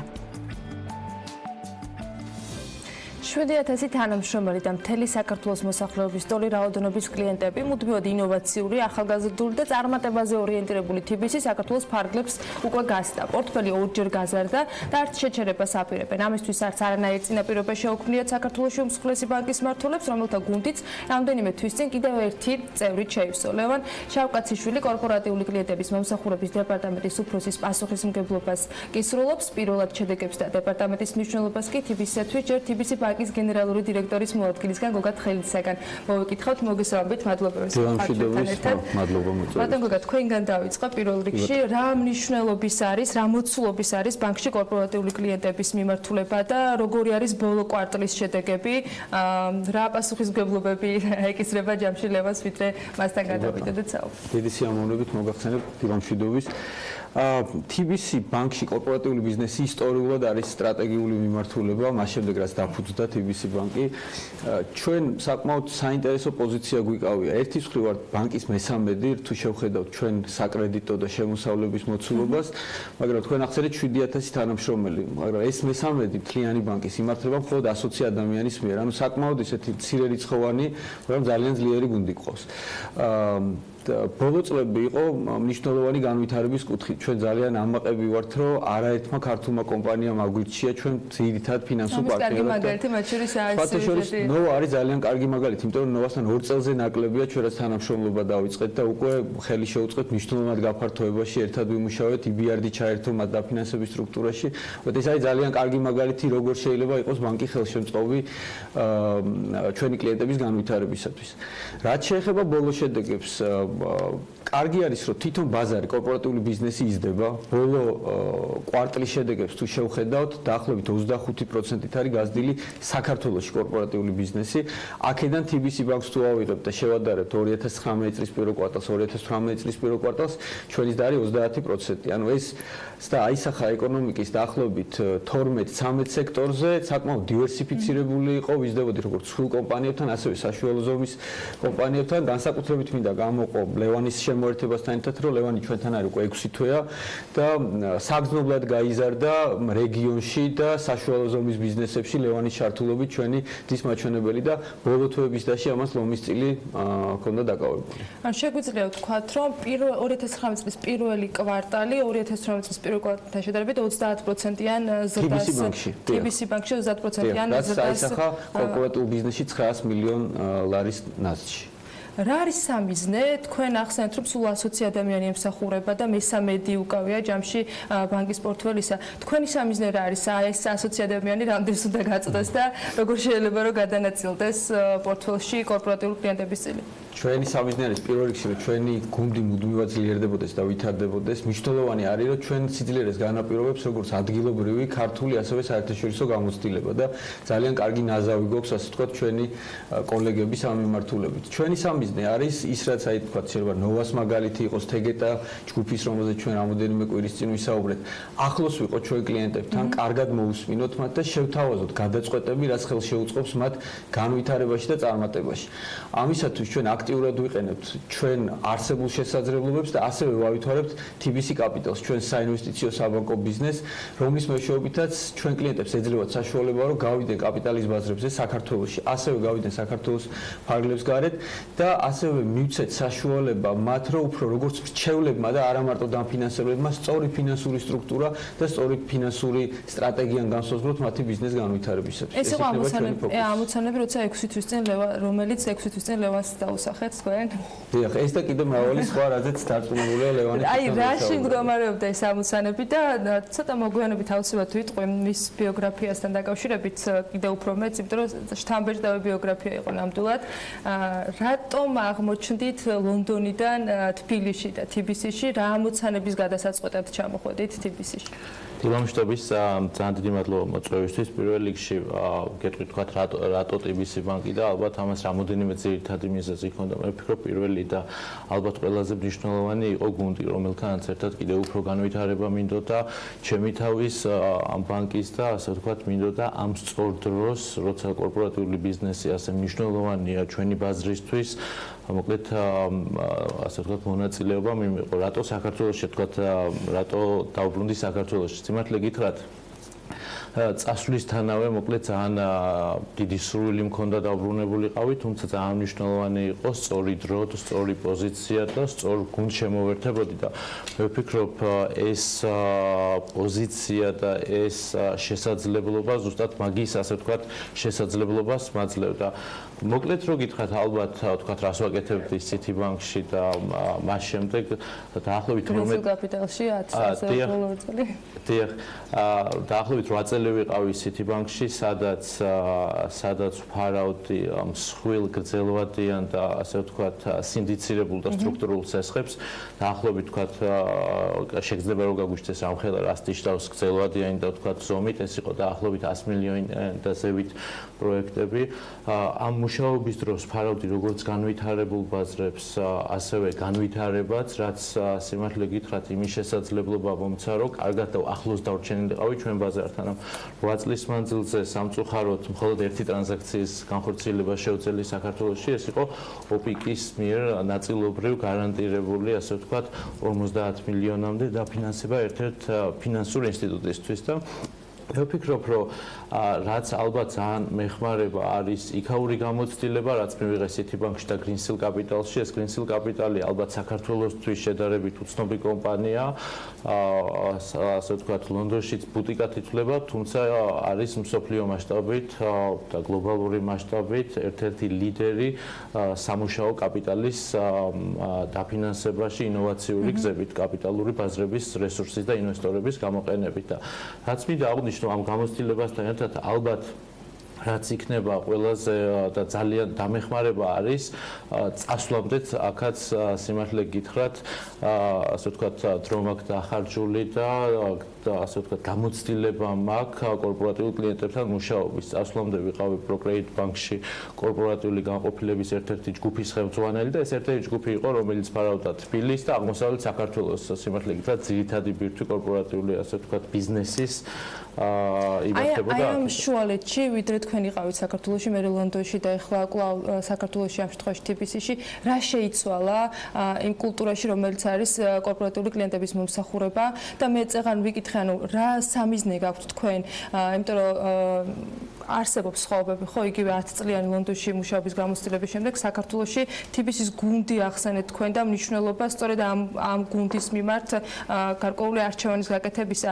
დღეს რა რეალობა დაგხვდათ და თქვენი გამოწვევა რა არის მთავარი TBC-ში ყოფნისას? გამოწვევა არის ალბათ რამდენად შევძლებ იქაური გამოცდილების აქეთ გადმოტანას და მორგებას აქაური ბაზრის რეალობებზე. კიდევ ერთხელ აღნიშნავ, რომ როცა Citibank-ში და ვთქვათ Greensill Capital-ში მუშაობდი, დიდ ნაწილ დროს კი ჩემი ბაზა იყო ლონდონში, თუმცა დიდ ნაწილ დროს ხარჯავდი, ასე ვთქვათ, ჩვენს რეგიონში, როგორც არის თურქეთი, აზერბაიჯანი, უკრაინა, რუსეთი და ისეთ ორგანიზაციებთან მიწევდა მუშაობა, როგორც არის სოკარი, ჩვენთვის ძალიან ნაცნობი და რელევანტური კომპანია, Turkish Airlines-ი და პრინციპში აი ეგეთ გამოცდილება, მოკლედ, არც თუ ისე რთული იქნება აქ რეალობაში გადმოსატანად. რაც შეეხება რა შეიცვალა? მე ვფიქრობ, ალბათ ყველაზე დიდი რაც შეიცვალა არის, რომ 10 წლის წინ ჩემი ასე ვთქვათ შეგრძნება იყო, რომ ბანკები ყიდნენ პროდუქტებს და ყიდნენ როგორც სასესხო, არასასესხო პროდუქტებს. მე ვფიქრობ, ეხლა კლიენტები განვითარდნენ და ბანკებისგან ელოდებიან უფრო სტრატეგიული პრობლემების და გამოწვევების გადაწყვეტას და მე ვფიქრობ, ალბათ ბანკის დიდი უპირატესობის ასე ვთქვათ მოპოვება შეიძლება კლიენტებს თუ დავეხმარებით ასეთი სტრატეგიული ასე ვთქვათ პრობლემების გადაწყვეტაში და მათ დასში თუ შევძლებთ ასე ვთქვათ დიდი როლის მიღებას როგორც დაფინანსებაში, აგრეთვე რჩევაში სწორი სტრატეგიული მიმართულების განვითარებისთვის. ეს იქნება თქვენი ამოცანა ამ თანამდებობაზე ყოფნისას? ერთ-ერთი ალბათ ბევრი სხვა ამოცანებისგან. კიდევ რა ამოცანები გაქვთ? კიდე რა თქვათ გოგამ როგორც თქვა ალბათ ჩვენი ეკონომიკის ერთ-ერთი ძირითადი მამოძრავებელი ასე ვთქვათ დრაივერი ასე ვთქვათ არის საშუალო და მცირე ზომის კორპორატიული კლიენტები. TBC ბანკი ისტორიულად აკეთებდა ფოკუსირებას როგორც მსხვილ კლიენტებზე, აგრეთვე საშუალო ზომის კლიენტებზე, აგრეთვე ალბათ მოკლე ხანია, რაც მოკლედ უფრო მეტი ფოკუსირებას ვაკეთებთ რეგიონზე, რეგიონში ყავს სრულფასოვანი კორპორატიული გუნდი, რომელიც ძირითად და მხოლოდ ფოკუსირებას აკეთებს რეგიონზე, ალბათ ეგ არის და კიდე რაც იქნება ალბათ ერთ-ერთი გამოწვევა არის ინოვაციური საკრედიტო და არასაკრედიტო პროდუქტების შეთავაზება ჩვენი კლიენტებისთვის, რაც როგორც ვახსენე, დაეხმარება გრძელვადიანი სტრატეგიული ასე ვთქვათ პრობლემების გადაწყვეტაში. თქვენ როგორ უყურებთ? წეგან ვახსენეთ, რომ კვარტლებს თუ შევადარებთ პირველ კვარტალს და 2018 წლის პირველ კვარტალს ზრდა საკმაოდ შთამბეჭდავია პროცენტულ მაჩვენებლებში. თქვენი სამიზნე რა შეიძლება იყოს? რამდენით ფიქრობთ, რომ TBC შეუძლია გაზარდოს პორტფელი, რომელიც თქვენ ჩაგბარდათ დაახლოებით 9 წლის წინ? დიახ, მე უბრალოდ გეტყვით ფაქტებს, ახლა სიმართლე საქართველოს პოტენციალის გათვალისწინებით ვერავირებ, ალბათ ვთქვათ წინა კვარტალთან შედარებით TBC გაიზარდა დაახლოებით 900 მილიონით 2018 წლის წინა კვარტალს რო შევადაროთ, ამ კვარტალში კორპორატიული ბიზნესი გაიზარდა დაახლოებით 200 მილიონამდე და ვფიქრობთ, როგორც წესი, ახლა როგორც თქვენც კარგად ალბათ მოგეხსენებათ, პირველი კვარტალი შედარებით აქტიური არ არის და მოლოდინი გვაქვს, რომ შემდგომი კვარტლები უფრო აქტიური და უფრო საინტერესო იქნება ჩვენთვის. გადამოგა თქვენთან შევაჯამებ. ან 2019 წლის ფინალისათვის გეგმის შესრულება დაახლოებით როგორი უნდა ჰქონდეს TBC-ს? თქვენ რაზე გაქვთ გათვლა და ამბიცია? ჩვენი გეგმა მხოლოდ ციფრებზე არ არის დაყრდნობილი და ჩვენთვის მნიშვნელოვანი არის, რომ ჩვენ პარტნიორებთან ვიყოთ ახლოს და მათთან ერთად გავაკეთოთ მნიშვნელოვანი ტრანზაქციები. ერთ-ერთი საგულისხმო სხვათა შორის სურათი ჩვენ ბოლო ერთი კვირის წინ დავინახეთ სასესხო კაპიტალის ბაზრებზე რაც ხდება, რაც საბანკო სექტორში მხოლოდ მინიმალურად აისახება. სასესხო კაპიტალის ბაზარი წინა წელს 2018-ში გაიზარდა დაახლოებით 550 მილიონით.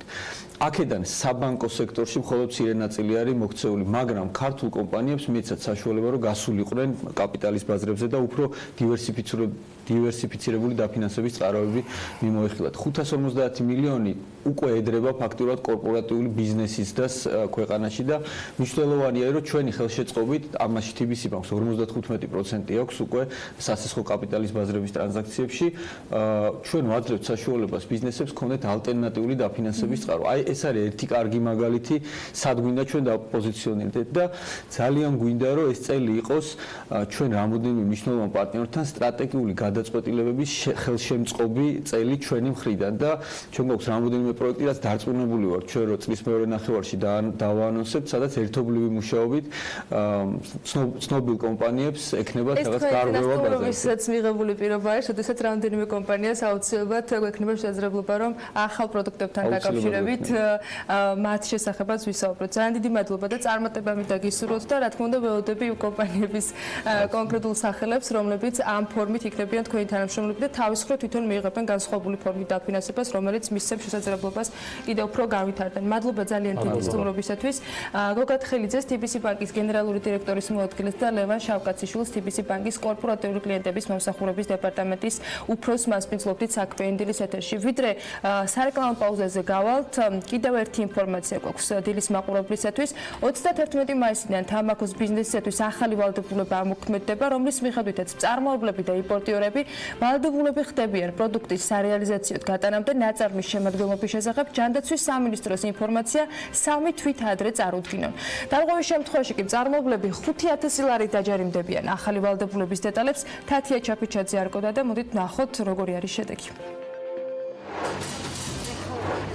31 მაისიდან თუთუნის ელექტროსიგარეტის ან სხვა ნებისმიერი სახის თამბაქოს პროდუქტების სარეალიზაციოდ გატანამდე 3 თვით ადრე მწარმოებლებმა თამბაქოს ნაწარმის შემადგენლობისა და მისი ქიმიური დანამატების შესახებ ჯანდაცვის სამინისტროში ყველა ინფორმაცია უნდა წარადგინონ. მსგავსი ინფორმაციის წარდგენა ბიზნეს სექტორს ქვეყანაში შემოტანილ ყოველ ახალ ნაწარმზე მოუწევს. ვალდებულებების შეუსრულებლობის შემთხვევაში კი კანონით გაწერილი საჯარიმო სანქციები ამოქმედდება. British American Tobacco-ს კორპორაციული დირექტორი აცხადებს, რომ ვალდებულებებს რეალური ეფექტი ვერ ექნება, ვინაიდან ქვეყანაში არ არსებობს ლაბორატორია, რომელიც წარმოდგენილი დოკუმენტაციის ნამდვილობაში ამოწმებს. ერთი კონკრეტულ ბრენდზე ჩამონათვალი რაც არის ამ ინგრედიენტების არის 157 ფურცელზე.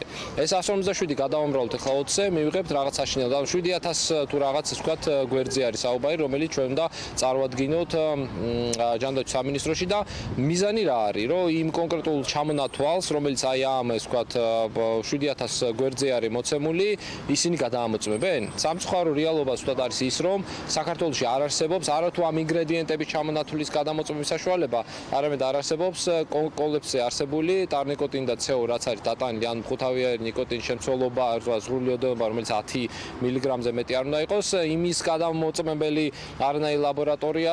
Ბიზნეს სექტორს თამბაქოს ნაწარმის შემადგენლობის შესახებ დოკუმენტაციის წარდგენის ვალდებულება უკვე წლებია აქვს. თუმცა GTI კავკასუსის წარმომადგენლებისთვის ბუნდოვანია, რას ემსახურება 3 თვით ადრე თითოეულ ახალ პროდუქტზე დეტალური ინფორმაციის წარდგენა.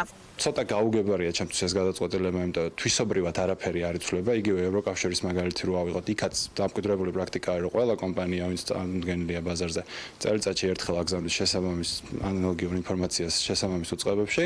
ჩვენთანაც ეს პრაქტიკა დანერგილი იყო, საკმაოდ ნორმალურად ფუნქციონირებდა, ესე რომ აქამდე ვაგზავნიდით და პრობლემა არავის არ შექმნია.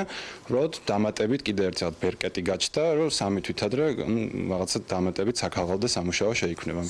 დაავადებათა კონტროლისა და საზოგადოებრივი ჯანმრთელობის ცენტრში განმარტავენ, რომ ბიზნეს წარმომადგენლებს ერთი სახეობის პროდუქციაზე დოკუმენტაციის წარდგენის ვალდებულება მხოლოდ ერთხელ ექნებათ. რაც შეეხება გადამოწმების მექანიზმებს, როგორც არაგადამდებ დაავადებათა დეპარტამენტის უფროსმა ლილას ტურუამ განაცხადა უწყება მიმდინარე წლიდან, შემთხვევითი შერჩევის პრინციპით ბაზარზე მოხვედრილი თამბაქოს ნაწარმის 10%-ს ევროკავშირის ქვეყნებში მდებარე სხვადასხვა ლაბორატორიებში გადაამოწმებს.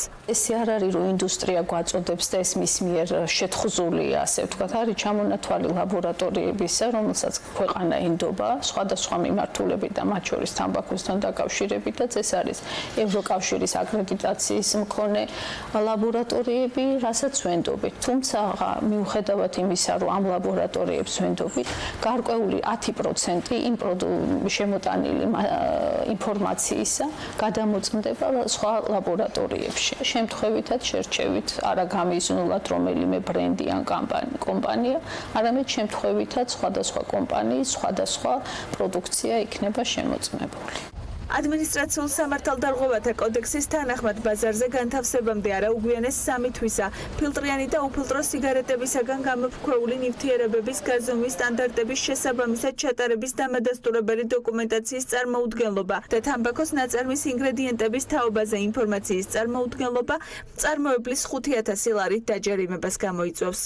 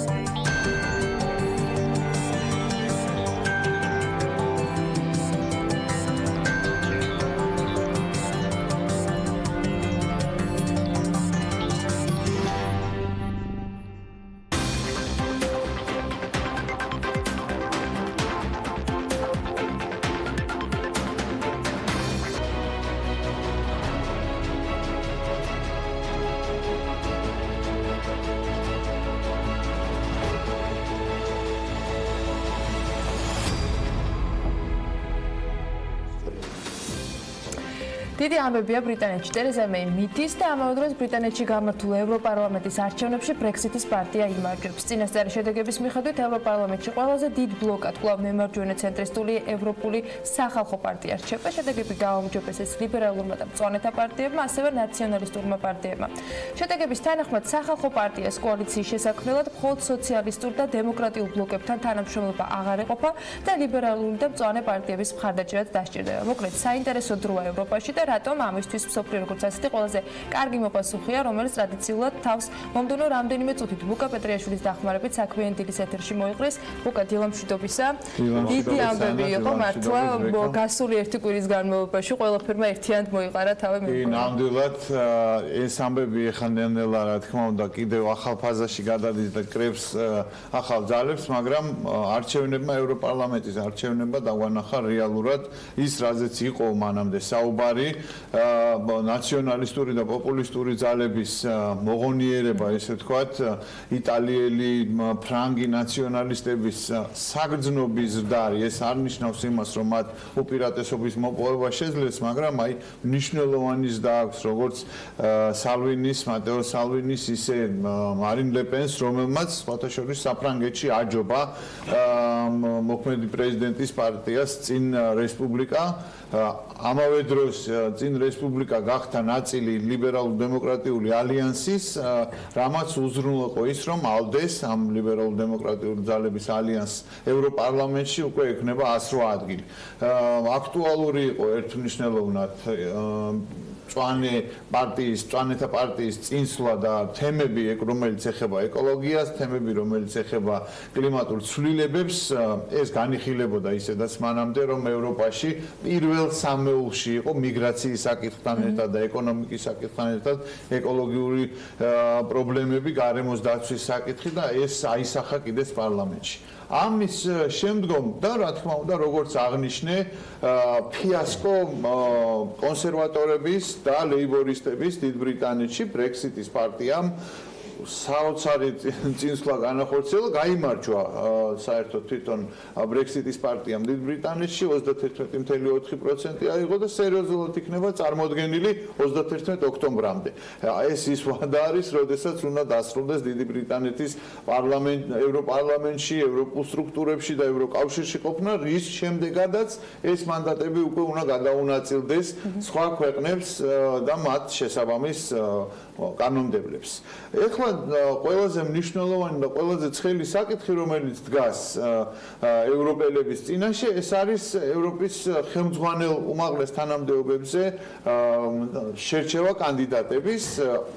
ევროპის სახალხო პარტიას, რომელმაც მაინც ყველაზე მეტი მანდატი აიღო, ეს არის 178 მანდატი, მას აქვს ევროპარლამენტში არსებული წესის და კანონის მიხედვით მოწინავე კანდიდატის დასახელების უფლება. ეს არის მანფრედ ვებერი, გერმანელი, რომელსაც ხარს უჭერს ანგელა მერკელი, აქვს ევროპის სახალხო პარტიაში მხარდაჭერა, მაგრამ არ აქვს ისეთი მასიური მხარდაჭერა, რომელიც მას სჭირდება საბოლოო გამარჯვებისთვის. მაგალითად, ემანუელ მაკრონი, საფრანგეთის პრეზიდენტი, უწევს რეკომენდაციას და უჭერს სერიოზულად მხარს მიშელ ბარნიეს, რომელიც იყო ბრექსიტის საკითხებში მთავარი მომლაპარაკებელი, რომელსაც აქვს აღმასრულებელ ხელისუფლებაში, ევროკომისიის აღმასრულებელ ხელისუფლებაში საქმიანობის დიდი გამოცდილება.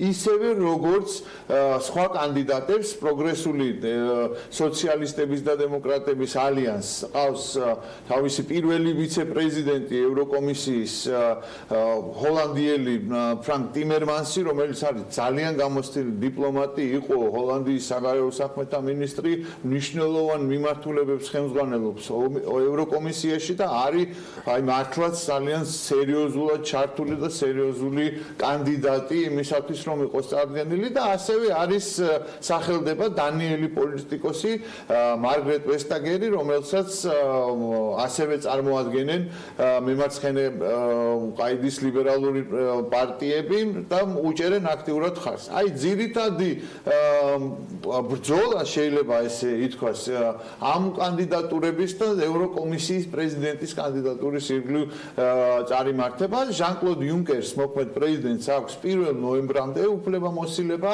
რა ხდება ამ ხნის განმავლობაში, ესე იგი შემდეგი 1 თვის განმავლობაში დონალდ ტუსკი ევროკავშირის საბჭოს პრეზიდენტი აწარმოებს მოლაპარაკებებს ყველა მხარეებთან. გუშინ გვიან სადილზე ევროკავშირის ლიდერები შეთანხმდნენ, რომ დონალდ ტუსკი შეიმუშავებს ერთგვარ პაკეტს შეთავაზებების, შეიძლება პაკეტში იყოს განხილული ევროკომისიის პრეზიდენტის, ევროპარლამენტის პრეზიდენტის და უმაღლესი წარმომადგენლის საგარეო და უსაფრთხოების საკითხებში. ევროპარლამენტის თავმჯდომარე პრეზიდენტი და უმაღლესი წარმომადგენელი ორივე იტალიური წარმოშობის არიან.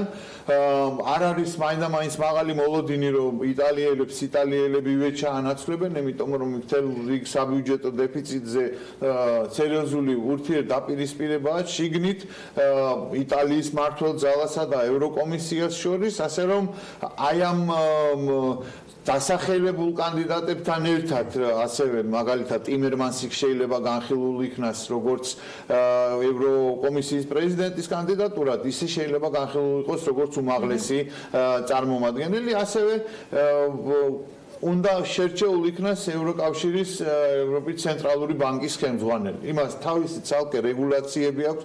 ამჟამად მისი ხელმძღვანელი არის გერმანული წარმოშობის და გერმანელებს ანგელა მერკელს გერმანული წარმოშობის უკაცრავად თავის ფინანსთა მინისტრის მხარდაჭერა აქვს ხიად დაფიქსირებული, რათა იყოს შემდეგ არჩეული ცენტრალური ბანკის პრეზიდენტის თანამდებობაში. ერთობლიობაში რომ შევაჯამოთ და შევაფასოთ ეს ყველა პირდაპირ მიანიშნებს იმაზე, რაზეც ანგელა მერკელმა მაგალითად ღიად თქვა კრისტიან ამამპურისთვის მიცემულ ინტერვიუში, რომ შავი ძალების მოზღვავებას და მოძალებას აქვს ადგილი და ლიბერალური დემოკრატია საფრთხეშია. შავ ძალებში ბუნებრივია გულისხმობდა პოპულისტებს, ნაციონალისტებს, რომლებიც აღვივებენ თავის მხრივ გარკვეულწილად აღვივებენ თემებს მიგრაციასთან დაკავშირებულს, თემებს ანტისემიტიზმთან დაკავშირებულს და თქვა კიდეც რომ ახლა ეს იქნება ერთ-ერთი მთავარი თემა, რომელიც ევროპარლამენტი და მნიშვნელოვანი გამოწვევები იქნება მათ წინაშე, რომელზეც უნდა იმუშაონ. ამ მიმართულებით, როგორც ხედავთ, მაინც ევროპამ მნიშვნელოვანი სიტყვა თქვა. პირველი და უმთავრესი ის უნდა მეთქვა, რომ ყველა წინა არჩევნებთან შედარებით 2019 წლის ევროპარლამენტის არჩევნებს 79 წლის მერე სარეკორდო მაჩვენებლის დემონსტრირება მოახდინა, 52%-მდე ამომრჩეველი მივიდა, რაც ნიშნავს 225-230 მილიონ ამომრჩეველს, რაც ძალიან კარგი მაჩვენებელია და შედეგი. ნაწილმა დააფიქსირა თავისი მზაობა ევროპული მომავლისთვის და მხარდაჭერა ევროპული მომავლისთვის და ნაწილმა კი დააფიქსირა ევროსკეპტიკური განწყობების მიმართ საკუთარი პოზიციონირება.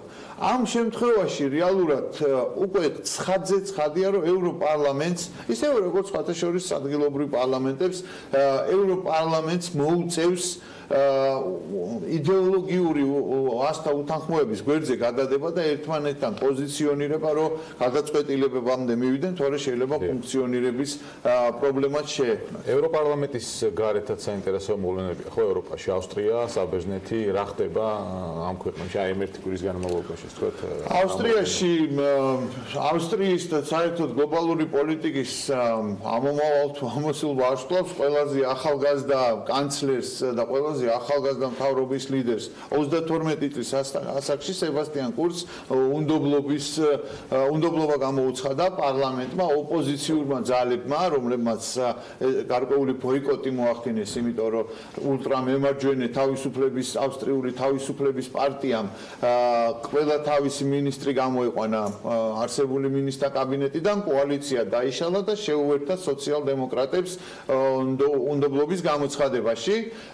აქ შეიძლება ითქვას პირდაპირ, რომ დღის მდგომარეობით და ევროპარლამენტის არჩევნების მიხედვით სებასტიან კურცი მაინც მყარად დგას თავის პოლიტიკურ ნიადაგზე და ახლო მომავალში, ანუ სექტემბერში დაგეგმილ ვადამდელ არჩევნებში დღევანდელი მონაცემები და დღევანდელი გადმოსახედიდან ის მაინც გაიმარჯვებს, შესაბამისად ის იქნება, მისი პარტია იქნება ის ძალა, რომელიც განსაზღვრავს კოალიციაში სხვა პოლიტიკურ ძალასთან შესაძლო კოალიციის შემადგენლობას. რაც შეეხება საბერძნეთს, მიუხედავად იმისა, რა თქმა უნდა, რომ ალექსის ციპრასი, საბერძნეთის მოქმედი პრემიერ-მინისტრი, მართლაც ისტორიაში შევიდა პრესპას შეთანხმების გაფორმებით ჩრდილოეთ მაკედონიასთან დაკავშირებით, როგორც ჩანს, ბერძენმა ამომრჩეველმა მას ეს არ აპატია, მას ეს არ გაუტარა და ევროპარლამენტის არჩევნებში მან 9%-ით წააგო ახალი დემოკრატიის პარტიასთან, ოპოზიციურ პარტიასთან 9%-ით წააგო, მან დაუყოვნებლივ განაცხადა ვადამდელი არჩევნების ჩატარების თაობაზე, სავარაუდოდ ეს ზაფხულის პერიოდში იქნება, ასე რომ ცხელი ზაფხული ექნებათ ევროპელებს, ცხელი ზაფხული ექნებათ ბრიტანელებს, იმიტომ რომ 7 ივნისს თერეზა მეი გადადგება უკვე ფორმალურად კონსერვატიული პარტიის თავმჯდომარის პოზიციიდან და 21 ივლისამდე უნდა შეთანხმდეს და დამტკიცდეს დიდი ბრიტანეთის ახალი პრემიერ-მინისტრი. ძალიან მაღალი ალბათობით დიდ ბრიტანეთში იქნება არჩევნები, იმიტომ რომ ასეთ ვითარებაში და ასეთ გამარებაში და კიდევ ერთხელ მინდა გავიმეორო ის, რაც ბლოგში წერია, რომ დღეს არავინ არავის არ უსურვებს და ნამდვილად ბრიტანეთის ყველაზე ერთ-ერთი არასასურველი პოზიცია და თანამდებობა. იქ პრეტენზიას აცხადებს ამბიცია აქვს ბორის ჯონსონს, ყველასთვის ცნობილს ქვეყნის გარეთაც, ქვეყნის შიგნითაც, სხვა რამდენიმე მინისტრის არის ყოფილი კონსერვატორების მხრიდან წარმოდგენილი, ასე რომ ბორის ჯონსონს ყველაზე მეტი უპირატესობა აქვს, ყველაზე უფრო მეტად მის სასარგებლოდ იხრება ექსპერტული სამყაროც, მაგრამ მოვლენებს არ უნდა გავასწროთ, იმიტომ რომ ამოუცნობია ნამდვილად პოლიტიკაში, ისევე როგორც ამოუცნობია რა შეიძლება მოისმინო ამ იაპონიაში ამერიკის შეერთებული შტატების პრეზიდენტის ტვიტერიდან, უფრო ზუსტად ძალიან საინტერესო და ძალიან რთულად ვითარდება აქ ურთიერთობები და ურთიერთდამოკიდებულება. ყველაფერი დაიწყო იმით, რომ ჩრდილოეთ კორეის ლიდერმა კიმ ჩენ ინმა ძალიან დაბალი შეფასება მიცა პრეზიდენტობის კანდიდატ ჯო ბაიდენს, მას დაბალი IQ-ს ჰქონია, ციტირებ, იდიოტი უწოდა, რასაც მხარი აუღა დონალდ ტრამპს და თქვა, რომ მე ვთქვი, რომ ის არის მძინარე დაბალი IQ-ს ჰქონე ინდივიდი.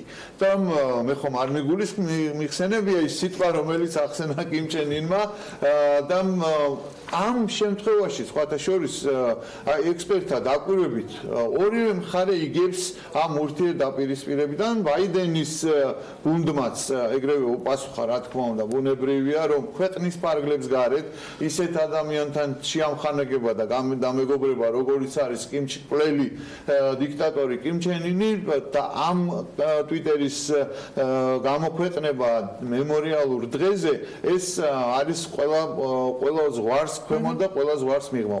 ორი სიტყვით უშუალოდ ტრამპის ვიზიტს რაც შეეხებოდა იაპონიაში, იაპონიისთვის მშვენიერი იყო, რა თქმა უნდა, იმიტომ რომ სინძო აბესაც იაპონიის პრემიერ-მინისტრს აქვს თავისი ახლო მომავალში არჩევნები, მას ჭირდებოდა უსაფრთხოების თემატიკაში ვიზუალურად, ოპტიკურად, ესე ვთქვათ, ამერიკის შეერთებული შტატების პრეზიდენტის მხარდაჭერა, იყო გოლფის თამაშიც, იყო სამხედრო საზღვაო ძალების ხომალდზე ვიზიტი, რომელიც ძალიან მოდერნიზებულია და რომელსაც შეუძლია F-35-ების აფრენაც, რომლის შეძენასაც აპირებს იაპონია, მაგრამ არ შედგა მოლაპარაკება სავაჭრო ომთან დაკავშირებით, იმიტომ რომ სავაჭრო ტარიფებთან დაკავშირებით ვარაუდობენ, რომ ეს ყველაფერი ბმაში არის ჩინეთთან, თუმცა მოსალოდნელია ასევე, რომ ზაფხულის ბოლოს აგვისტოსთვის იაპონური ავტომწარმოებლებისთვის კარგი სიახლეები იქნება, ეს ტარიფები მოიხსნება,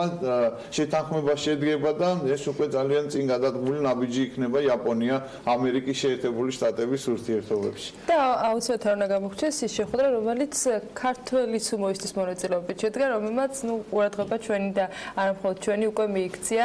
ნამდვილად საინტერესო ვიზიტი იყო, თუნდაც მხოლოდ ამ ნაწილში და კიდევ უფრო მეტად საინტერესო ყველა იმ მიმართულებით. იმდენი ვიძახეთ, სუმოში სუპერფინალში არიან სუპერფინალში კი მივიდა თავისით და თავისით ჩვენი სუმოისტი საამაყო სუმოისტის არაჩვეულებრივი შეხვედრა იყო ჩვენთვისაც განსაკუთრებით საინტერესო.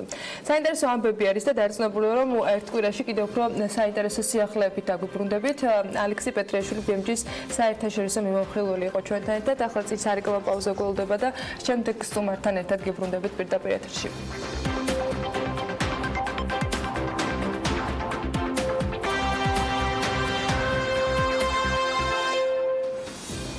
მაის ACMT ბერლინის ექსკლუზიური წარმომადგენელი კავკასიის რეგიონში გახლავთ განათლების საკონსულტაციო ცენტრი Prime Studios მენეჯმენტისა და ბიზნესის ადმინისტრების სამაგისტრო პროგრამაზე სწავლის მსურველებს საინფორმაციო შეხვედრას შესთავაზებს.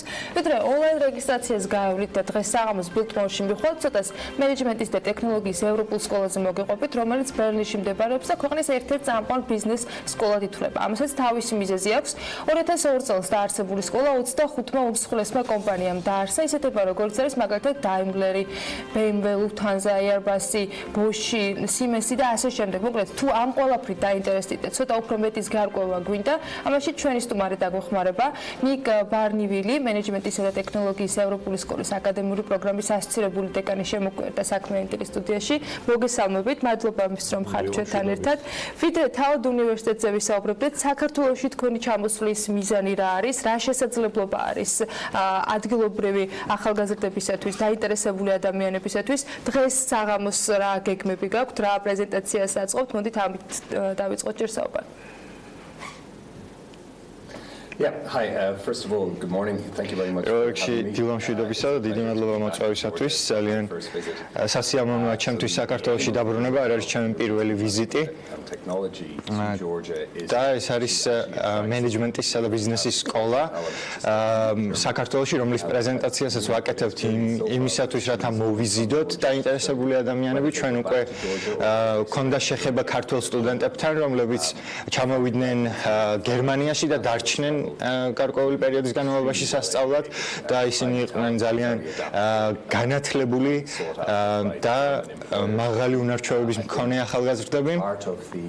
და მე ვფიქრობ, რომ ნაწილი იმ მიზეზისა, რატომაც ჩვენ გადავწყვიტეთ საზღვარგარეთაც მიგვეწვინა ამ სკოლის შესახებ ახალგაზრდა ადამიანებისთვის ხმა, არის ის, რომ დავწმუნდეთ იმაში, რომ შეგვიძლია ასე ვთქვათ, საერთაშორისო მასშტაბით გავიტანოთ გერმანიის ნოუ-ჰაუ ამ მიმართულებით, გაუზიაროთ ახალგაზრდა სტუდენტებს ის გამოცდილება, რომელიც ჩვენ დავაგროვეთ ბაკალავრიატის დამამთავრებელ სტუდენტებს, ასე ვთქვათ, ვაწვდით ინფორმაციას ბიზნესთან დაკავშირებით იმ ადამიანებს, რომლებსაც შეიძლება ჰქონდეთ გარკვეული გამოცდილება ამ მიმართულებით გერმანიაში, კონკრეტულად ბერლინში და ბოლოს ჩვენ ასევე ვთავაზობთ პროგრამას იმ ადამიანებსაც, რომლებსაც სურთ რომ მიიღონ მონაწილეობა გერმანულ ეს განსაკუთრებული და გამორჩეული სწავლება ნოუ-ჰაურაში მდგომარეობს ამ უნივერსიტეტის. Yeah, so our focus is really on ჩვენი აქცენტი გადასული იმაზე თუ როგორ უნდა ვაწარმოოთ გრძელვადიანი ბიზნესი, არ ვაკეთებთ აქცენტს იმაზე თუ როგორ უნდა გაკეთდეს ფული, ბევრი ფულით. შესაბამისად ჩვენი აქცენტი გადასულია ლიდერობაზე, ანალიტიკურ საქმიანობაზე. თუ კი გადავხედავთ იმ ადამიანებს, რომლებმაც დააარსეს ეს სკოლა, ვნახავთ რომ მათი უმრავლესობა არის ლიდერი და ის კომპანია, რომლის წარმომადგენლებიც ისინი არიან, არის ინოვაციური კომპანია საკუთარ ბაზარზე, ქმნის ინოვაციურ პროდუქტს. შესაბამისად, ჩვენი სპეციალიზაცია არის ინოვაცია და წარმოება. ბატონო, რა გამოცდილება აქვს დაგროვილი SMT ბერლინს, რომ მოუყვეთ მისი მცირე ისტორია და რატომ საქართველოს, რატომ აირჩია SMT ბერლინმა სამიზნე, ასე ვთქვათ, აუდიტორიად საქართველოს და აქედან რატომ სურს სტუდენტების მისვლა? Yeah, so ESMT was founded in 2002. სკოლა დაარსდა 2002 წელს. MBA programs in the US and the UK. ამერიკის შეერთებულ შტატებში და დიდ ბრიტანეთშიც იყო მსგავსი პროგრამები, ისე როგორც საფრანგეთში, ხოლო გერმანია ამ მხრივ გვიან შევიდა ბაზარზე. და შესაბამისად დაისვა კითხვა გერმანიაში, რატომ ვაგზავნით ჩვენ საუკეთესო წარმომადგენლებს სხვა ქვეყნებში იმისათვის, რომ მიიღონ გამოცდილება. სწორედ ამ კითხვის საფუძველზე 2002 წელს წელს შექმნით სკოლა, რომელიც ამ ადამიანებს აძლევდა საშუალებას, რომ გაევლოთ შესაბამისი სწავლება, შესაბამისი კურსები, აემაღლებინათ კვალიფიკაცია. ყველა ჩვენი ფაკულტეტი ასე ვთქვათ, მუშაობდა იმ სტუდენტებთან, რომლებსაც უკვე ჰქონდათ საკმაოდ დიდი გამოცდილება, რატომაც ავირჩიეთ ჩვენ საქართველოს როგორც სამიზნე აუდიტორია, არის ის, რომ ჩემი აზრით ძალიან მჭიდრო კავშირია საქართველოსა და ბერლინს შორის. ბერლინი არის ერთგვარი დამაკავშირებელი ზოლი აღმოსავლეთ და დასავლეთ ევროპის ქვეყნებს შორის.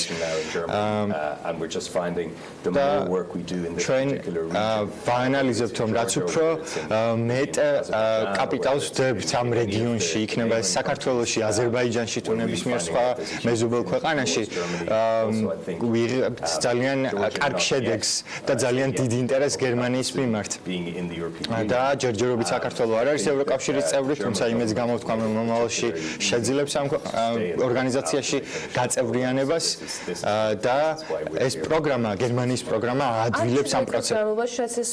უნივერსიტეტი არსებობს, რა პორტფელი შექმნა და რა გამოცდილება დააგროვა გარდა პირველადი ჩანაფიქრისა, როცა 25 უმსხვილესი ევროპული კომპანია იყო დაფუძნებელი. აი ამ პერიოდის განმავლობაში რა პროგრესი გამოჩნდა და რა არის ახალი გამოწვევა მათ შორის ამ უნივერსიტეტის სტუდენტებისთვის, რომლებიც ორიენტირებულები არიან იგივე ბიზნესის მიმართულებით უკეთესი შედეგების მისაღებად. დროთა განმავლობაში სკოლა გავიდა საერთაშორისო ბაზარზე და 50% ჩვენი აღმასრულებელი ჩვენი ასე ვთქვათ სტუდენტებისა მოდიან უკვე საზღვარგარეთის ქვეყნებიდან და არა უშუალოდ გერმანიიდან, ანუ მუდმივად ვაწყდებით პროგრესის ნიშნებს გლობალურ რანკირებაში. გერმანიის სკოლა თითქმის ყველა სახის რანკირებაში არის მოწინავე პოზიციებზე. ძალიან ძლიერ პოზიციებზე ამ მხრივ. რაც შეეხება იმ კვლევას, რომელსაც სკოლა ატარებს, ასევე ამ კვლევას ძალიან დიდი წვლილი შეაქვს ინოვაციური პროდუქტების შემოტანაში. მთავარი გამოწვევა ჩვენთვის ამ მომენტისათვის არის იმის გარკვევა, თუ როგორ შეგვიძლია ადაპტირება, როგორ უნდა მივცეთ ადამიანებს ადაპტირების საშუალება, რათა შეიძინონ ახალი უნარჩვევები, ახალი ცოდნა, ახალი გამოცდილება და ძალიან რთულია ლიდერობის თეორიის გადაცემა კლასში ლექციების კითხვით. შესაბამისად, ჩვენ ამ მიმართულებითაც რა თქმა უნდა ვცდილობთ ინოვაციური მეთოდების პოვნას და ასევე ერთ-ერთი გამოწვევა უკავშირდება იმას, რომ გავაანალიზოთ მუდმივი ადამიანებისათვის არის ბიზნეს სკოლა, რა პროფესია შეიძლება გქონდეთ მათ პირველად ვარიანტად და იქნა იმის გათვალისწინებით, რომ სხვა ბევრი ქვეყნის წარმომადგენელი იყრის თავს, რამდენად განსხვავებული არის მათი მოთხოვნები თუნდაც სამშობლოში დაბრუნების შემდეგ ბიზნესის განვითარებისათვის.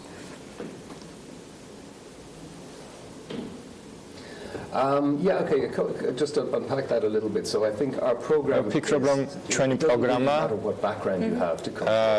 არის ამომწვევი და იმდენად რამდენად მნიშვნელობა აღარ აქვს. თუ როგორი იყო თქვენი წარსულის გამოცდილება, მას შემდეგ რაც პროგრამაში იღებთ მონაწილეობას, ჩვენ მაგალითად ყავს ესეთი სტუდენტები, რომლებიც ბანკის სექტორში მუშაობენ, ასევე მეღვინეობის მიმართულებით და ასე შემდეგ. შესაბამისად, ამ ადამიანების გამოცდილება არის მრავალფეროვანი. ერთ-ერთი ყველაზე წარმატებული გერმანიის სტარტაპის წევრები იყვნენ საქართველოს წარმომადგენლები საქართველოსდან და შემდგომ ეს ადამიანები გადავიდნენ ციფრული პლატფორმის სფეროში.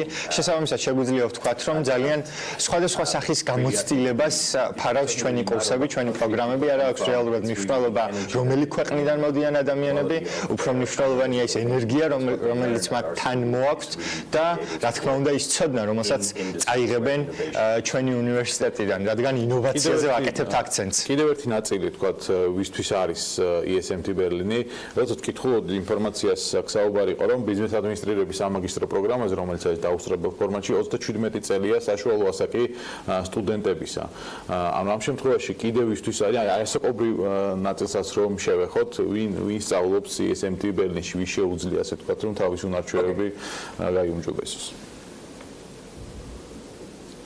Okay, so we have three program categories. ჩვენ გვაქვს სამი პროგრამული კატეგორია. პირველი არის იმ ადამიანებისთვის, რომლებიც ბაკალავრიატის პროგრამიდან მოდიან პირდაპირ 22-23 წლის ადამიანები, რომლებიც 2 წლიან პროგრამას გადიან გერმანიაში. ეს არის პირველი კატეგორია. მეორე კატეგორია არის ის ადამიანები, რომლებიც ამბობენ მე მინდა შევცვალო ჩემი კატეგორია და ჩემი კარიერა, გავიარო გერმანიაში 1 წლიანი პროგრამა და მესამე კატეგორიის პროგრამა უკვე ეხება იმ ადამიანებს, რომლებსაც სურთ, ვთქვათ, ყოველ 2 თვეში გაიარონ გერმანიაში კონკრეტული პროგრამა და ამის პარალელურად განაგრძონ საკუთარი საქმიანობა, საკუთარი კარიერა.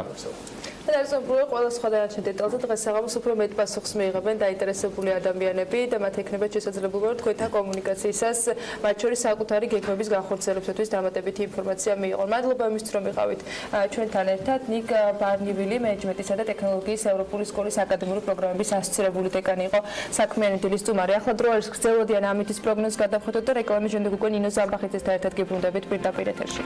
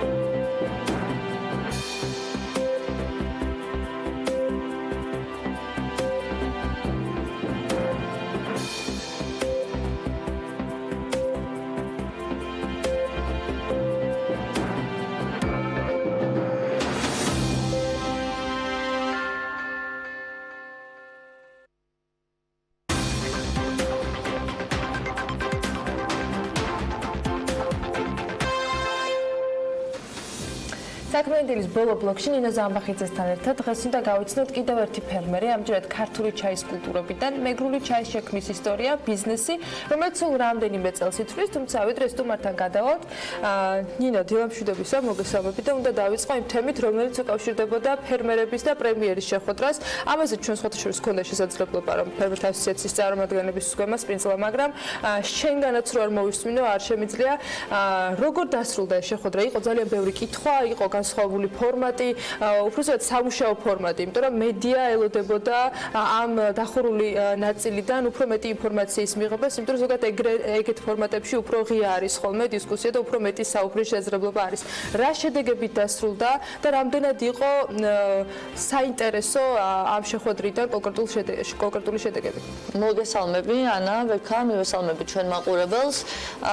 სიმართლე გითხრათ, კრიტიკაც კი დავიმსახურეთ იმის გამო, რომ მედიისთვის კითხვა-პასუხის რეჟიმი დახურული იყო. ჩემი, ასე ვთქვათ, ხედვა ესეთი იყო, რომ უფრო გულღია საუბარი უნდა ყოფილიყო იმ გამოწვევებზე რეალურად, რაც ფერმერებს აწუხებდა, განსაკუთრებით ახალგაზრდა ფერმერებს. მოგიხსენებათ, რომ დროის სიმცირის გამო პრემიერი უნდა დარჩენილიყო, ქონდა გაკმაყოფილი 1 საათი, მაგრამ დარჩა 2 საათი. იქიდან გამომდინარე, ძალიან ბევრი კითხვა იყო, თუმცა იყო უკმაყოფილება, რომ ბევრ კითხვას ვერ გაეცა პასუხი და იმ გამოწვევებს, რომელიც რეალურად არსებობდა, ვერ გაეცა იმ კონკრეტულ მომენტში პასუხი, თუმცა აქვე უნდა აღნიშნო, რომ სოფლის მეურნეობის მინისტრმა მაშინვე მითხრა, რომ თუ გაუწემელი კითხვები დარჩება, აუცილებლად შევხვდეთ და სწორედ დღეს გვაქვს შეხვედრა, ვინც ვერ შეძლო კითხვებზე პასუხის მიღება ან დამატებით რაიმე სახის კრიტიკა აქვს, რა თქმა უნდა, სოფლის მეურნეობის სამინისტრო ღია არის ამისთვის, მაგრამ აქვე ერთი რამ მინდა დავამატო. შენ მოგეხსენება განსაკუთრებით, რომ მე ძალიან გამიჭირდება, რომ ვიყო ვინმეს დამცველი, იქიდან გამომდინარე, რომ მეც არაერთხელ გამიკრიტიკებია ჩვენი ხელისუფლება და გარკვეული პრობლემები პრობლემები ჩემ ბიზნესად შექმნია ბევრი მიზეზის გამო და განსაკუთრებით ფერმერებს ძალიან დიდი გამოწვევა აქვს. თუმცა კიდევ ერთი კრიტიკის საკითხი იყო ის, რომ მე მოვთხოვე ჩემ ფერმერებს, რომ წინასწარ კითხვები გამოეგზავნათ, იქიდან გამომდინარე, რომ შეიძლება ერთ და იგივე კითხვები ყოფილიყო, კონსოლიდირება მომეხდინა და მაშინ თუ ვერ უპასუხებდნენ, უკვე სამინისტროებთან ყოფილიყო ამ კითხვებზე კომუნიკაცია. და ეს ჩაითვალა რატომღაც, რომ მე ვინმე დამავალა, რომ კითხვები წინასწარ შემეთანხმებინა. რა თქმა უნდა, ესე არ არის. კიდევ ერთხელ ხარს უსვამ მე ხშირად ვაკრიტიკებ ჩვენ მთავრობას, თუმცა რაც არ მოუთხოვიათ, იმას ნამდვილად ვერ დავაბრალებ. ის იყო ჩემი ინტერესი იქიდან გამომდინარე, სწორედ 1 საათში მინდოდა ამის ჩატავა, რაც პრაქტიკულად შეუძლებელია და მე ძალიან ვაფასებ იმას, რომ ფერმერები, ვინც შეკითხვა ვერ დასვა, დიდი გულისწყობა ძალიან არ გამოუთქოთ, იყო კონკრეტული ესე ვთქვათ, მაკრიტიკებლებიც, მაგრამ რა თქმა უნდა, არავინ არ არის გამოხატვის. როგორც შეფასება რო გავაკეთოთ, რა ნაწილი დაიფარა ამ ერთი შეხვედრით, ზოგადად ერთი შეხვედრით რო ყველაფერი ვერ გადაწყდება, ძალიან მარტივი მისახვედრია მეგონი, მაგრამ აი რა ნაწილზე მიიღეთ კონკრეტული პასუხი და რა ნაწილი დარჩა ღია? პირველი პასუხი, ყველაზე დიდი გამოწვევა ალბათ ის, რომ ფინანსურ რესურსებზე ხელმისაწვდომობა არ და მივიღეთ პასუხი ის, რომ საგარანტიო ფონდი იქნება ევროკავშირთან შეთანხმებით და შესაძლებელია ამან უფრო ფერმერების ცხოვრება გააუმჯობესოს. მეორე თემა იყო პროფესიული სწავლება. ფერმერები ამბობდნენ, რომ მათ განათლება აკლია და ამაზე მივიღეთ განათლების მინისტრისგან პასუხი, რომ სექტემბრიდან კიდევ უფრო აქტიურად დაიწყება მოკლევადიანი ტრეინინგები. მესამე გამოწვევა იყო ინფრასტრუქტურა და ჩვენ და სამწუხაროდ ინფრასტრუქტურის მინისტრი ჩვენთან ერთად არ იყო, თუმცა პრემიერიდან მივიღეთ პასუხი, რომ ის ჩავა რეგიონში და ამ გზებთან მიმართებაში, რომელიც აგროტურიზმს ამ ეტაპზე უშლის ხელს აუცილებლად ესე ვთქვათ მიხედავს და მიიღებენ გადაწყვეტილებას. ასევე იყო საუბარი ბიოწარმოებაზე, ბიოწარმოების ხელშეწყობაზე, თუმცა მე მგონია ჩვენ ძალიან შორსა ვართ ჯერ ბიოწარმოებიდან, იქიდან გამომდინარე, რომ ამას ძალიან კომპლექსური მიდგომა ჭირდება. იყო ასევე საუბარი იმ გამოწვევებზე, რომელიც ვთქვათ პროექტების მიმართებაში არის, იმიტომ რომ დონორები რიგ შემთხვევაში თანადაფინანსებას, როდესაც ახალგაზრდა ფერმერებისთვის ითხოვენ, ახალგაზრდებს არ გააჩნიათ ფინანსური კაპიტალი, მათ შორის ბანკებიდან ვერ იღებენ სესხს და მაშინ ეს აპრიორში უკვე ასე ვთქვათ ჩავარდნილი პროექტია, თუმცა ამის საპირწონედ დგას ხოლმე შემდეგ უკვე პასუხები, რომ ამდენმა ადამიანმა თუ მიიღო მონაწილეობა, როგორ არის პროექტი ჩავარდნილი. სწორედ აი ამ თემებზე სამსჯელოდ დღეს კიდევ ერთხელ მივდივართ ის ადამიანები, ვინც შეკითხვა ვერ დასვა და ვინც განაცხენებული იყო სოფლის მეურნეობის სამინისტროში და ვფიქრობ, რომ უფრო მეტი დეტალი იქიდან გვექნება უკვე და შევძლებ შემდეგ ოქშაბათს საუბარს. ახლა ჩაი, რომელიც დავანოსე, ძალიან საინტერესო ისტორია. ვინ არის დღეს ჩვენი სტუმარი და რა თემა გველოდებათ? ჩვენ ყავს ძალიან საინტერესო სტუმარი. 2 წუთის წინ სოციალურ ქსელშიც კი დავდე მისი ასე ვთქვათ ფოტო და ვთქვი, რომ პოლიტოლოგები, სოციოლოგები მიდიან სოფლის მეურნეობაში, რაც ნიშნავს იმას, რომ ამ პოლიტიკა არ ვარ ან სოფლის მეურნეობაში უფრო დიდი პერსპექტივა არის. ნანა ჩვენი სტუმარი და მინდა რომ დაგისვა რამოდენიმე შეკითხვა. იქიდან გამომდინარე, რომ ზოგადად როგორც აღნიშნე, როდესაც ადამიანები გარკვეულ ვთქვათ პროფესიას ირჩევენ და თავის კარიერას ხედავენ, რაღაც 10 წლის მერე იგივე ვთქვათ პოლიტოლოგთან, სოციოლოგთან, რაღაცა უფრო სხვა მიმართულებით, რაღაც ეტაპზე იცვლიან ხოლმე და ძალიან ხშირად ყავს ესეთი ახალგაზრდები, იცვლიან ასე ვთქვათ პროფესიას და ცდილობენ რომ სოფელში დაბრუნდნენ და გააკეთონ ის, რაც მათ უნდათ, ან ბავშვობაში უნდათ რომ გაეკეთებინათ. შენ შემთხვევაში როგორ იყო ეს? მოგესალმებით, მივესალმებით თქვენს მაყურებელს. ძალიან საინტერესო იყო ჩემთვის პროექტი, სახელმწიფოს პროექტი ჩაის რეაბილიტაცია, ვარ ჩაის მოყვარული და ასევე მინდოდა მარტვილის მუნიციპალიტეტში აღმედგინა ეს ძველი კულტურა. ეს იყო ერთ-ერთი მიზეზი, რის გამოც ჩავები ამ პროექტში. წარმოშობით ვარ სამეგრელოდან, მარტვილიდან ვარ და გადავწყვიტე, რომ რეაბილიტირება მომეხდინა 35 ჰექტარის. კიდევ არის ძალიან დიდი შესაძლებლობები ჩვენთან მარტვილის მუნიციპალიტეტში, ასევე სხვადასხვა გურიაშიც, მაგრამ არის პრობლემებიც, რიგი პრობლემებიც, რომელიც ეხება საკადასტრო კოდებს.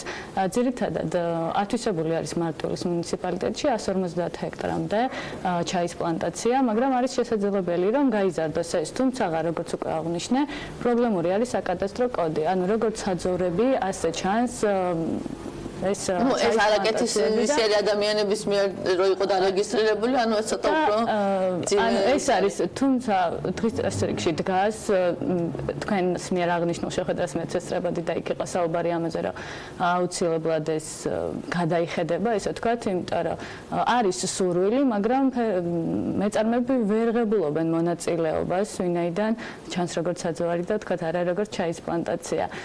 ძალიან საინტერესო პროექტია, მაგრამ ძალიან დიდ ფინანსებთან არის დაკავშირებული. ასე კონკურენცია, ძალიან დიდი რაოდენობით იმპორტია და როგორ ფიქრობ, რომ ამას გაუწევ კონკურენციის ჩვენ ასოციაციაში არაერთი წევრი ყავს, ვინც ჩაის მიმართულებით აქტიურად მუშაობს და სულ მესმის, რომ არის რეალიზაციის პრობლემა, რაც ერთ-ერთი დიდი გამოწვევაა ჩვენი ფერმერებისთვის და აი შენ შემთხვევაში ახლა ფიქრობ, რომ ახალგაზრდა ადამიანისთვის 35 ჰექტართან შეჭიდება არ არის პატარა ამბავი. ანუ როგორ ფიქრობ სარეალიზაციო ბაზარს სად ფიქრობ, რომ შენი თავი უნდა იპოვო, ან შენი პროდუქტი უნდა წარმოაჩინო? ვიცი, რომ ძალიან ბევრი წარმატებები გაქვს, მაგაზე მინდა რომ შენი საუბრო, მაგრამ აი როგორ ფიქრობ, როგორ უნდა განავითარო შენი ბიზნესი? ჩემი აზრით აქ პოტენციალი ჩაის, თქვენ როგორც აღნიშნეთ, იმპორტირებული ჩაის პროდუქცია არის ძალიან დიდი. ფაქტიურად ქართული, მხოლოდ ქართული, ანუ იმპორტირებული საქონლის შენარევები, მინარევების გარეშე, ფაქტიურად არ არის ბაზარზე ქართული ჩაი. მოთხოვნა არის, რაც ყველაზე მნიშვნელოვანია და ხარისხი აქ ძალიან მაღალი. შესაბამისად, თუ არის მოთხოვნა, თუ ხარისხი აქვს, ესე იგი ეს აითვისებს ბაზარს. თუმცა არის ასევე პრობლემა, რომ არის ძალიან ბევრი მცირე მეწარმეები, რომლებიც, როგორც თქვენ აღნიშნეთ, ვერ ახდენენ ამ ჩაის რეალიზებას, გატანას ან ადგილობრივ ბაზარზე გაყიდვას. და ამის მიზეზი ძირითადად არის ხოლმე დისტრიბუცია, ასევე არის ძალიან დიდი და სერიოზული პრობლემა, ვთქვათ, ეტიკეტის პრობლემა. ის რომ არ აქვს შესაბამისი ცოდნა, მეც არ ვარ პროფესიიდან სოფლის მეურნეობაში არ ვიყავი სახედრელი. პოლიტოლოგი ხარ და სოციოლოგი და აქედან გამომდინარე, ანუ არის ტრენინგები, სხვათა შორის ახლა აქვს ძალიან საინტერესო ტრენინგი, აწარმოებს საქართველოს და კავკასიის უნივერსიტეტს.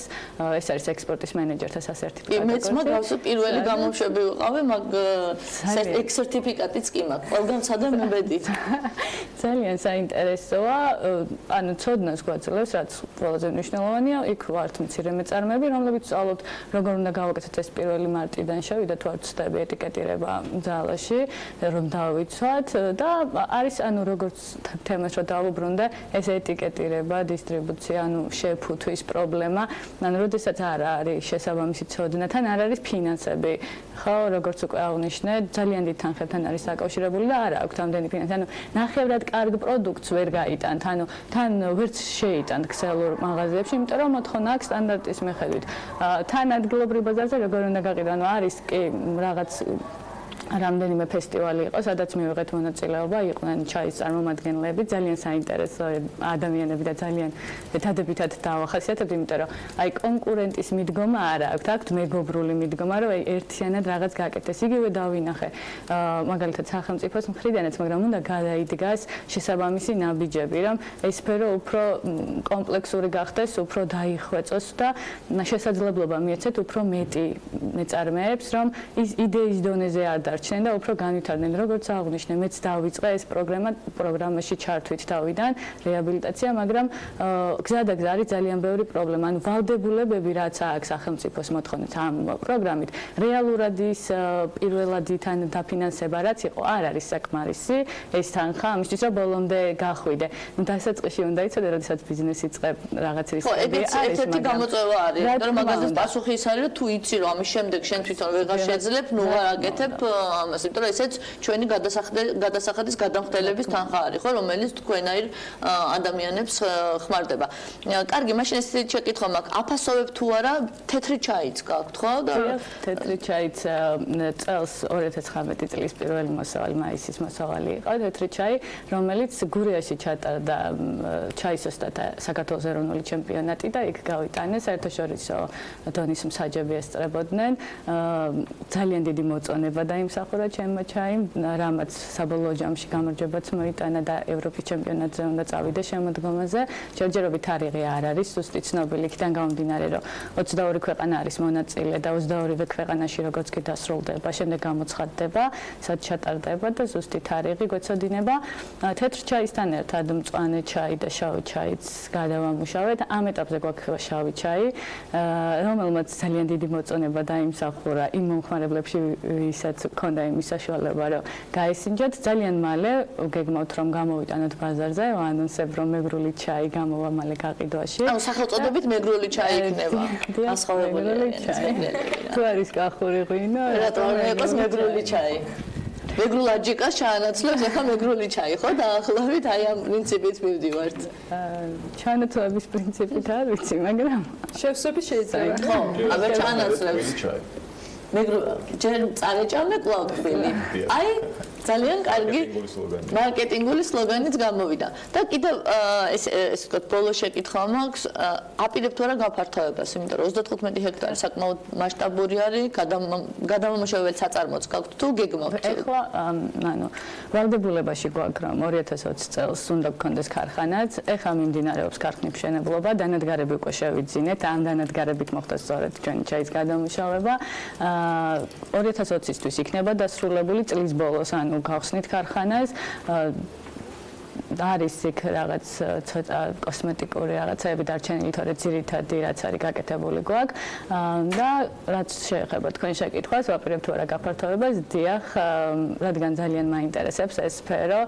თავიდან აღიარებ, რომ მოყვარულის დონეზე ჩავერთე ამ პროექტში, მაგრამ ძალიან შემეყვარდა ამ ტრენინგების გათვითცნობიერების, მეწარმეების გაცნობის ამ ყველაფრის შემდეგ გადავწყვიტე, რომ სერიოზულად ჩავება ამ საქმეში. ვიმედოვნებ, რომ იქნება ხელშეწყობა იმ კუთხით, რა პრობლემებიც არის უკვე და ეს მეწარმეებმაც იციან, სახელმწიფო დონეზეც არის გატანილი ეს საკითხები. როგორც უკვე აღვნიშნე, თუ გადაიხედება ის საკითხი, რომ ეს საკატასტროფო კოდები მოგვარდება და ეს აძოვრები თემა თუ რეალურად ვერ ავითვისებთ, ანუ ვერ მივიღებთ ვერანაირ პროექტში მონაწილეობას, ისედაც ვერ ავიღებთ იჯარით მაქვს 25 წლის ვადით. ეს პლანტაცია ხო დამატებას გაფართოებას ვერ შეუძლებ, იმიტომ რომ კანონთან წინააღმდეგობაში მოვალ, ანუ რეალურად არ ჩანს. და თუ ეს ყველაფერი გადაიხედება მოგვარდება, აუცილებლად ვფიქრობ, იმიტომ რომ ხარისხი როგორც უკვე აღვნიშნე არის შესანიშნავი და რატომაც არა, ქართული ჩაი ვფიქრობ, რომ უნდა იყოს როგორც ადგილობრივ ბაზარზე, ასევე ექსპორტზე. აბსოლუტურად გეთანხმები. Რა გადაგვრჩენია პირველი წარმატება უსურვოთ მსოფლიო ჩემპიონატზე, რომ ქართული ჩაი წარმოჩინდეს და უკვე ძალიან დიდი წარმატება, როდესაც შერჩეულია და გაიმგზავრება, ჯერ არ ვიცით რომელ ქვეყანაში, მაგრამ ქართული მეგრული ჩაი იქნება წარმოდგენილი და მეორე, ბექა, ჩვენ ეხლა ესე იგი კონიაკი, აჯიკა, ყველანაირი ისე ვთქვათ, ისინი შევქმენით ბრენდები, სადაც უნდა წავიდეთ და მთელი ზაფხული გვაქვს, მე მგონი დაგეგმილი, იქიდან გამომდინარე ყველა რეგიონში უნდა ჩავიდეთ და ეხლა მეგრული ჩაიც უნდა დავაგემოვნო და ფიქრობ ვესტუმროთ ჩვენს სტუმარს. და აუცილებლად მოუყვებით მის წარმატებაზეც ჩვენს მაყურებელს. ნინო ზაფხალიძე, საქართველოს ფერმერთა ასოციაციის თავმჯდომარე, ნანა ბიგავას მეგრული ჩაის დამფუძნებელს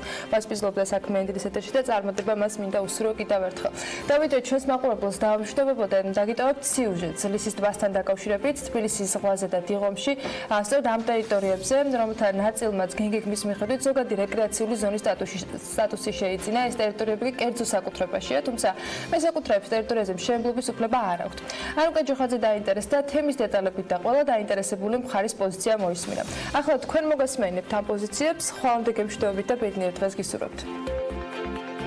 ეს ლისის ტბის ის ტერიტორია, რომელსაც თბილისის ახალმა გენერალურმა გეგმამ სტატუსი შეუცვალა. შესაბამისად, კითხვის ნიშნის ქვეშ დადგა ამ ტერიტორიაზე არსებული მიწის ნაკვეთების საკუთრების საკითხი. ამ პრობლემის წინაშე ლისის ტბასთან ერთად აღმოჩნდა, რომ დიღმისა და თბილისის ზღვის ტერიტორიაზე არსებული მიწის ნაკვეთის მესაკუთრეებიც დგანან. საუბარია 30,000 ოჯახზე.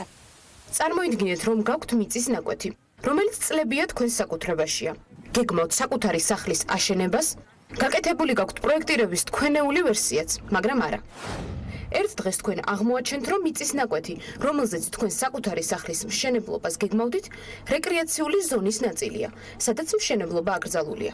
ზუსტად ანალოგიურ სიტუაციაში არიან დღეს ლისის ტბის მიმდებარე ტერიტორიაზე არსებული მიწის ნაკვეთების მესაკუთრეები, რომლებსაც ეს ქონება გასულ 90-იან წლებში გადაეცათ. მიწის მესაკუთრეები იმასაც ამბობენ, რომ მათთან ერთად თხინვალის მოსახლეობასაც გადაეცა მიწები. თუმცა მათ ამ შემთხვევაში მშენებლობის ნებართვა ჰქონდათ. შესაბამისად, ამ ტერიტორიაზე საცხოვრებელი სახლების შემჩნევა რთული ნამდვილად არ არის.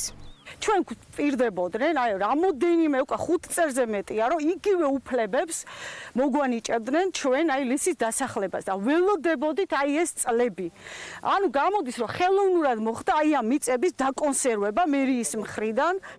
როგორც ადგილობრივები ამბობენ, ერთ-ერთი არგუმენტი, რის გამოც ადგილზე მესაკუთრეებს სახლების აშენების უფლება არ აქვთ, ეს ლისის ტბა, რომელიც ამ ადგილზე განაშენიანების შემთხვევაში შესაძლოა საფრთხის წინაშე აღმოჩნდეს.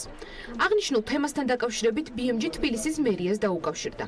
მერის მოადგილე მაია ბითაძე ამბობს, რომ ლისის ტბის მიმდებარე ტერიტორიებზე ქაოტური მშენებლობები უკვე წლებია პრობლემას წარმოადგენს. მისი თქმით, ამ მიმართულებით მერია მუშაობს, რათა მესაკუთრეებისთვის ალტერნატიული მიწის ნაკვეთები იყოს შეთავაზებული. თუმცა არც იმას გამორიცხავს, რომ ადგილზევე ტერიტორიის სხვაგვარად განლაგება მოხდეს. თითოეული მესაკუთრეს უფლება, კიდევ ერთხელ ვიმეორებ, ეს მათი კონსტიტუციური უფლება იქნება დაცული და ამ ტერიტორიის განაშენიანების ლოკაციების საკითხი დადგინდება იმ განაშენების რეგულების გეგმის დამტკიცების შემდგომ, რომელსაც მუნიციპალიტეტი ახლა მუშაობს. მთავარი მომენტი აქ არის, რომ შევინარჩუნოთ ტბის ეკოსისტემა, რომელიც დაშრობის პირას არის. სითი ინსტიტუტის არქიტექტორი გოგი აბაშიძე კი ამბობს, რომ ლისის ტბის მესაკუთრეების ტერიტორიებს თავიდანვე რეკრეაციული ზონის სტატუსი ჰქონდა მინიჭებული. მისი თქმით, ტერიტორიის შეძენა არ გულისხმობს იმას, რომ მესაკუთრე ამ ქმედებით ამ ადგილის განაშენიანებასაც შეძლებს. აბაშიძე გამოეხმაურა თხინვალის ტერიტორიასაც, სადაც მოსახლეებს საცხოვრებელი სახლები უკვე აშენებული აქვთ. მისი თქმით, ამ ტერიტორიას ნაკლები გავლენა აქვს იქ არსებულ ეკოლოგიურ პროცესებზე. პრობლემა რაშია? თქვაც, კარგით, დავეთანხმდით ამ არგუმენტაცია გავითვალისწინეთ, რომ რადგან აქ გადის გზა, გზის ორივე მხარეს ერთი და იგივე მიდგომა გამოვიყენოთ. როდესაც ეს მოსახლე დაამთავრებს თავის მშენებლობას და გზას გაიყვანს თავის უკან, მერე იგივე გავრცელდება შემდეგ ნაკვეთზე. ანუ თბილისს აქვს ლანდშაფტი, აქვს თავისი ეკოლოგიური საჭიროება, აქვს თავისი კულტურული გარემო, რომელიც მან უნდა დაიცვას. მიუხედავად იმისა, რომ თბილისის მერიაში ადგილმონაცვლეობის საკითხს აქტიურად განიხილავენ, მესაკუთრეები ადგილმონაცვლეობის შეთავაზებას არ ემხრობიან და მერიის მიმართ სრულიად განსხვავებული მოთხოვნები აქვთ. უბრალოდ მინდა განაშენიანო, თუ თვითონ აქვთ რამე განსაკუთრებული გეგმა ამ მიწაზე, მოვიდნენ მაშინ დაგველაპარაკნო და გვითხრან რა უნდათ. აი თუ მიწვდა ჩემი ხმა ბატონ კახის, რომ იქნებ შემხდეს რამოდენიმე ადამიანს შევხვდეს სოფელი ლისიდან და დაგველაპარაკოს კონკრეტულად ამ მიწებზე თუ რამე გეგმა აქვს. გვითხრათ და ჩვენი აზრიც მოისმინოს, ოღონდ ძალიან დიდი ხანია ველოდებით და ხა ჩვენ ვეღარ მოვითმეთ 1 წელი და 2 წელი კიდევ ვეღარ მოვითმეთ. საკითხზე დავა არა მხოლოდ ლისის ტბის ტერიტორიაზე, არამედ დიღმისა და თბილისის ზღვის ტერიტორიებზეც მიმდინარეობს. მესაკუთრეების საქმის კურსთან საპროტესტო აქციებსაც აანონსებენ. ფაქტია, თემა საკმაოდ მწვავეა, თუმცა ამ ყველაფრის გათვალისწინებით კითხვა მაინც რჩება. რა ბედი ეწევა იმ ნაკვეთებს, რომლის ღირებულება დღითიდღე იზრდება და რომელზეც მხარეები ამ დრომდე ვერ თანხმდებიან.